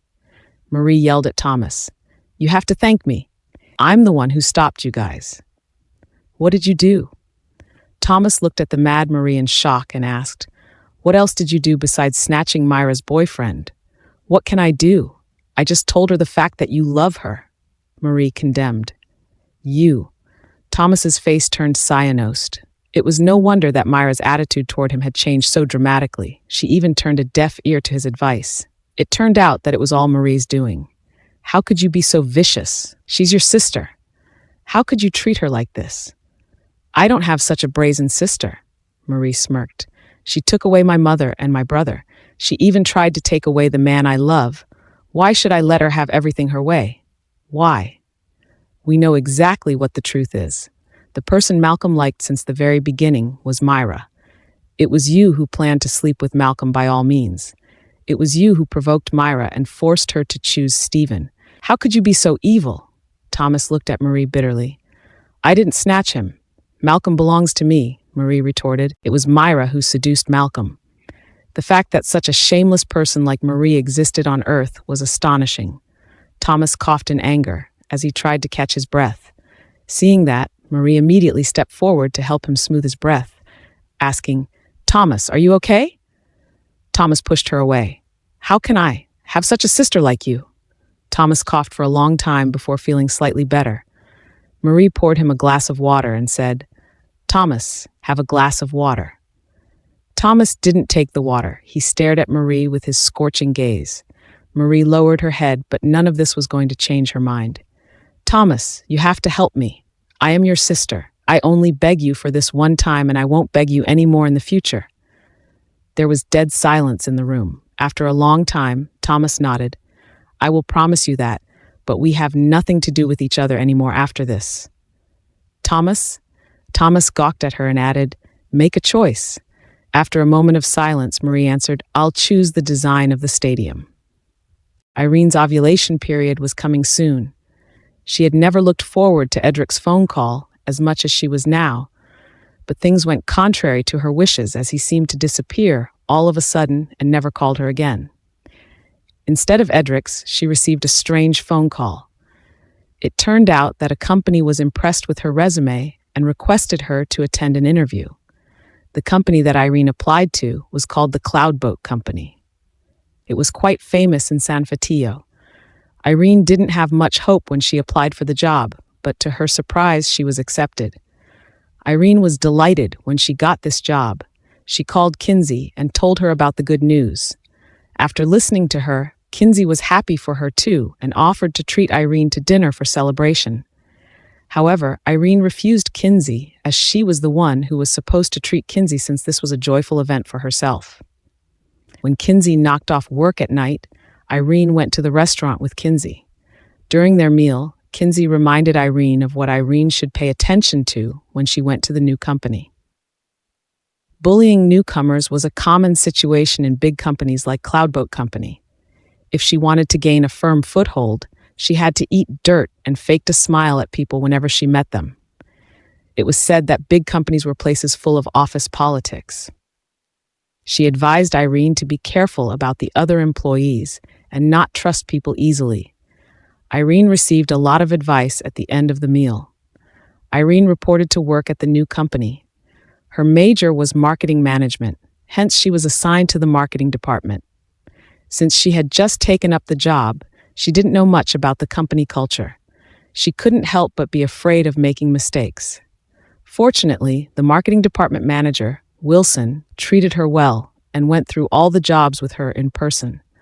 Other colleagues in the office were very friendly to her as well. The situation Kinsey had described did not happen too. Such an incredible working atmosphere surprised Irene, and she adapted to it gradually. One day, Wilson asked Irene to follow him to meet clients as he wanted Irene to familiarize herself with how the company worked. As he had dealt with the client in advance, the meeting this time went very smoothly, and they managed to close the deal quickly. After that, Wilson directed Irene to head back first. Irene took the elevator downstairs, but she received a phone call from him again, saying that the client wanted to have dinner with them and proposed for her to tag along. Irene had to return to the lobby again. She sat on the sofa watching TV while waiting for Wilson. Miss Nelson? A voice rang out behind her. She looked over and saw John. She didn't know since when he had stood next to her. Why are you here? John asked. I'm waiting for someone, Irene answered briefly. As long as the place where John showed up, Edric would be not far away.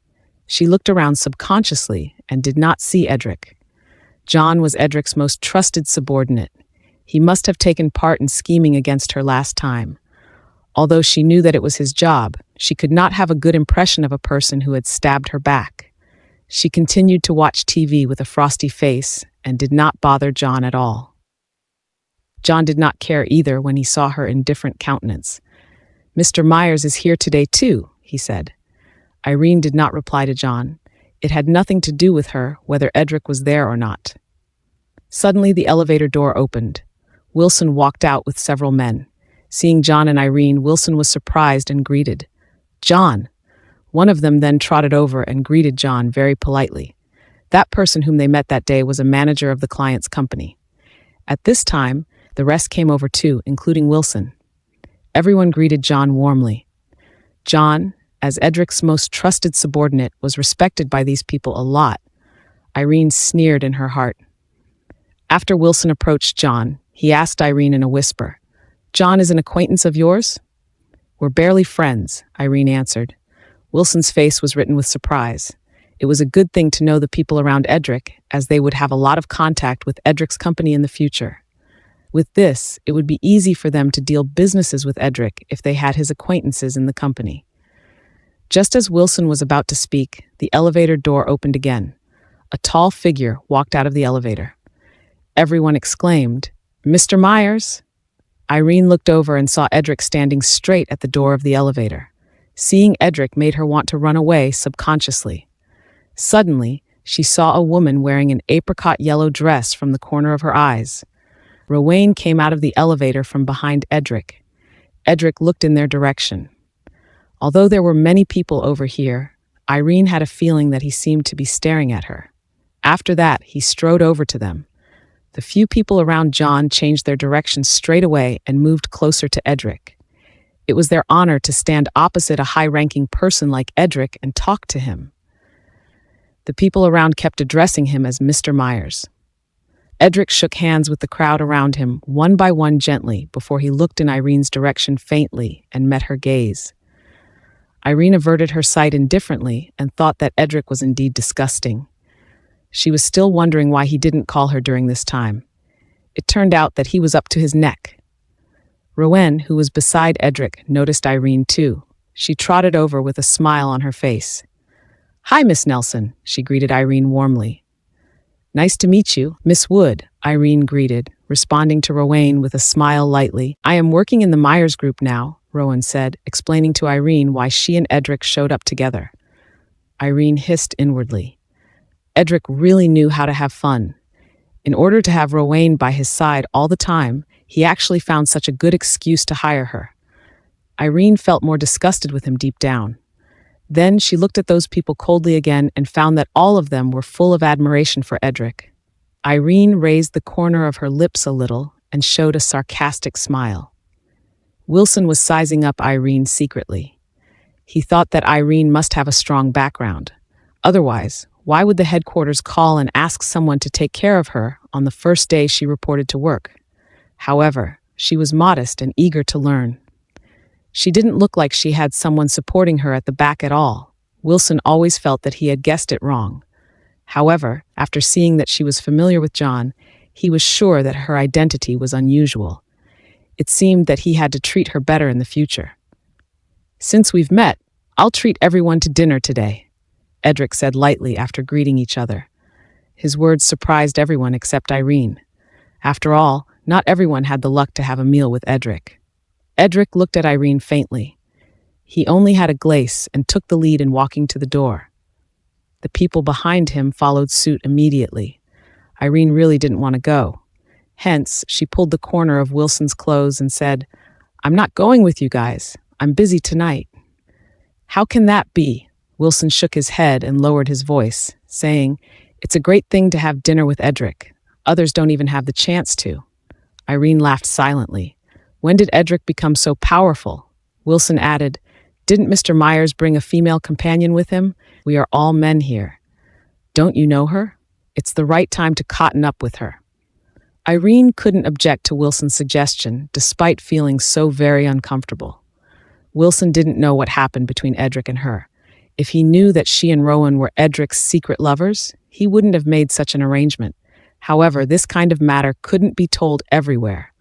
Although irate, she followed them to the hotel gloomily.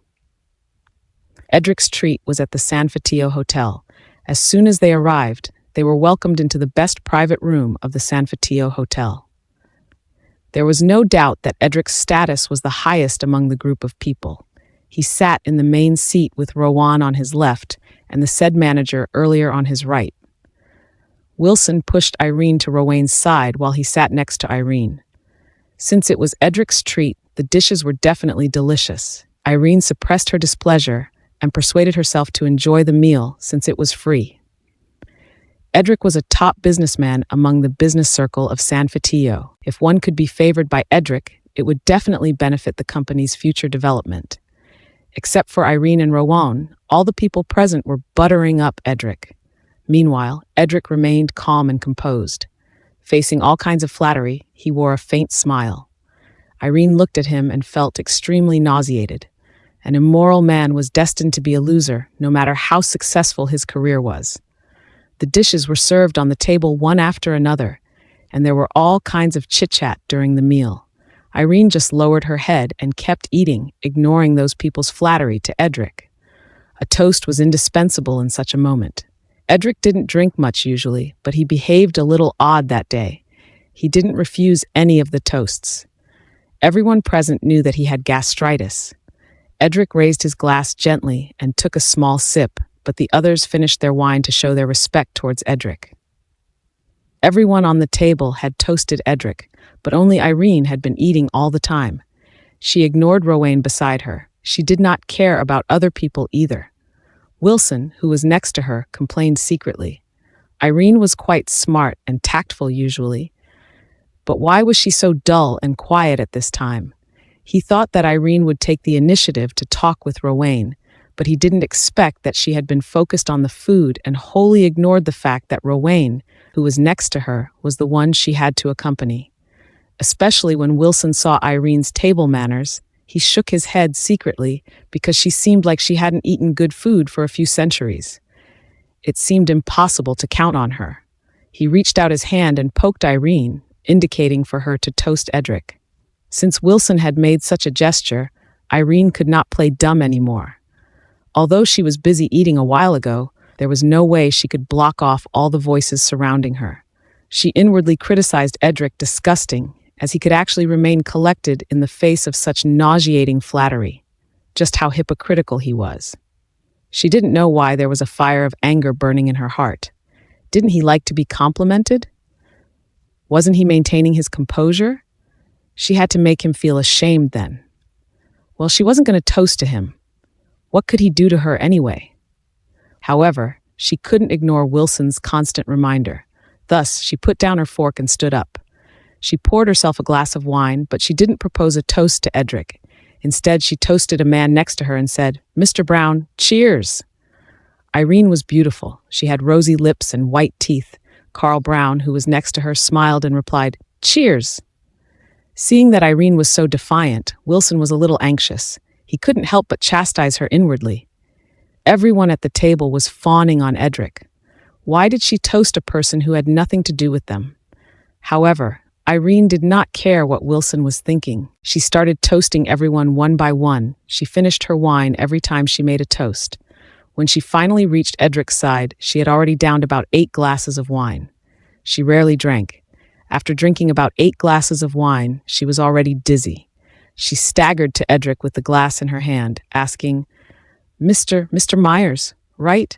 Why do I feel that you look so familiar? Have I seen you before?" Edric looked at her frostily. "Really? Where have we seen each other before?" he asked in return. Wilson was extremely apprehensive when he saw Irene's drunken state. He answered for her immediately. "Mr. Myers is on TV every day. It's normal for you to see him before." "It's not from TV. It's," Irene frowned. "Where is it?" Irene looked like she was trying to recall it. Edric knew that she was merely putting on a show, hence, he didn't expose her. He just glanced at her with a grin. Irene reached out and rubbed her forehead. After a while, she seemed to be reminded of something suddenly. "Ah, yeah, that's it." "What is it?" Edric asked, following her words. "Last time when I went to a bar with my friends to drink, I saw your photo on an escort's phone," Irene answered. "Irene," Wilson was so agitated that even his voice raised to another octave. "It's true. I didn't lie. It's his naked photo." The escort showed off to the people around and said that she won a rich man. She said that he was handsome and rich, but he wasn't good in bed. He lasted for 2 minutes only. Irene chuckled. Edric didn't expect that Irene would say such a thing. He was so exasperated that his countenance changed. This dumb woman. Wilson had broken out into a cold sweat. "Mr. Myers, Miss Nelson is talking nonsense as she's drunk. Please don't take it to heart," Wilson apologized to Edric on Irene's behalf. "She's drunk, right? Since she's drunk, I'll take her to go sober up," Edric said as he put down the glass in his hand and rose from his seat. Before Irene could react, he grabbed her hand and marched out of the private room under the shocked gazes of the people around them. Dumb woman, how dare she say that I can't last long? It seems that I must teach her a lesson, Edric thought. Edric covered Irene's mouth and pulled her away from the room they were at. Due to the great disparity in their physical strengths, Irene could not break free of his grip. He eventually dragged her into the elevator. After entering the elevator, Edric let go of the hand covering her mouth. Irene stared at him and asked, "Edric, what on earth are you doing?" "Didn't you say that I only lasted for 2 minutes? Let's try it right now. You'd better watch the time and see if it's 2 minutes or 2 hours. Edric looked at her coldly, his tone frosty. A chill ran down Irene's spine when Edric stared at her with his cold gaze. The lift was ascending, but her heart seemed to be sinking into a pit. Could it be that Edric? Just as the thought flashed across her mind, the elevator stopped. Edric hauled her out of the elevator and took the room access card out from his pocket. Seeing the room access card in his hand, Irene grappled desperately and exclaimed, "Edric, let me warn you, you'd better not mess around with me. You were so fearless just now, weren't you? Why are you acting like a coward now?" Edric swung the door open and yanked her into the room roughly. Irene's heart sank further when the door clicked shut. Edric used to be so cruel to me. Is he going to force himself on me here and now? She wondered. She didn't want that at all. Moreover, she had drunk a lot of wine. She worried that a baby conceived from this tryst would suffer some birth defects because of the alcohol. The thought of that made her hug herself tightly. "Edric, don't do anything silly," she warned. "Now you're afraid?" Edric reached out and gripped her chin with his hand. Looking down at her, he asked, "Don't you think it's too late for regrets?" His body exuded the scent of cologne, the same fragrance which had just been on Rowan a while ago. Irene had smelled it on Lily before, too. She didn't know if it was because of the alcohol that she suddenly felt a wave of nausea washing over her. She reached out to push Edric away and yelled, "Edric, stay away from me! You're disgusting!" Irene was telling the truth. She could feel the revulsion in her every cell. The moment she recalled that Edric had slept with Lily and Rowan before, he was reduced to filth in her eyes. However, Edric saw things in a different light. Irene disliked him and had always framed him as sickening and revolting, but to him, he had never betrayed her. He felt a surge of anger in his heart. "Didn't you dislike me because I was disgusting? I'm going to disgust you thoroughly today." Edric held Irene's chin tightly and was ready to kiss her on the lips hard. Looking at his face approaching hers rapidly, Irene felt her stomach churning and couldn't hold it in anymore. "Ah!" Edric's whole person was suddenly covered with her vomitus upon that cry. A pungent odor spread in the suite. Edric was speechless, his face stormy. Holding back his nausea, he rushed into the bathroom with Irene in tow. Irene felt much more comfortable after she had puked. Seeing the filth all over Edric's face and body, she couldn't help but giggle. "That's what you get, Edric," she rejoiced inwardly. Edric turned the shower on and sprayed the water on them madly. The acidic smell had somewhat diffused, but he and Irene were now both wet. "Edric, what now?" Irene asked. The water spraying out of the showerhead made Irene unable to open her eyes. She could only yell at Edric. "I'm helping you sober up," Edric answered coolly as he doused her in water for a while more. He didn't stop until the foul smell had completely gone from his nostrils. The sensation of wet clothes sticking to one's body was uncomfortable. Edric began to take his clothes off thusly.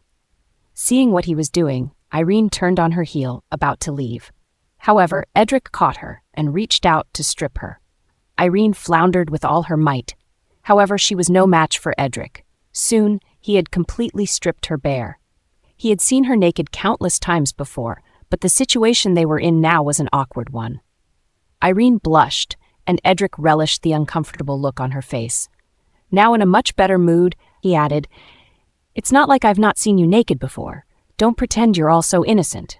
With that, he began to lather his body with shower gel. Observing his indifferent look, Irene gnashed her teeth with hatred and cursed, "You beast! You beast!" "What did you say?" Edric's voice became callous at once. He glared at her. Startled by the glare, Irene instantly lost the courage she had plucked up. She said meekly, "Nothing. Irene, these are your just desserts. Since you enjoyed taunting me, I'll fulfill that wish of yours. I haven't settled the score with you just now. How dare you puke all over me?" "Come and wipe my back. Also, give me a massage while you're at it," Edric commanded. In the past, when they were in love, they would take baths together. At that time, Irene always liked giving him massages. His heart smarted. He really missed the good old days. However, Irene turned a deaf ear to his words. Such a situation reminded her of the past, too. At that time, when he returned home from work, she would sympathize with his exhaustion. She'd help him to take a bath and massage him. At the thought of this, a sneer formed at the corners of her lips. How silly she was in the past. Edric saw that Irene made no move and was just staring at him coldly. Her gaze was full of disgust and sarcasm, which further irked him. He reminded her slowly, "Don't forget that we have a contract." Irene's countenance changed. She grabbed the towel and walked towards Edric's back. She used all her strength to rub it, cursing internally and telling herself that she was wrestling a boar. In the past, she used to rub his back lightly, like a frail maiden that had been starving for days. Her sudden, forceful rub overwhelmed Edric a little. She appeared to have lost a lot of weight compared to the past, but on the contrary, she had become physically more powerful. "Stop it! Do you think you're manhandling a wild animal?" Edric questioned. "So you can read my mind?" Irene blurted out, regretting her poor choice of words immediately. Thus, she shut up at once. Edric turned around and looked at her with a faint smile, saying, "Let's trade places." "Thank you, Mr. Myers, but I know my place. I would never dare to have you do that for me," Irene refused. "Oh," Edric raised his eyebrows. "Tell me, what place do you think you're in?"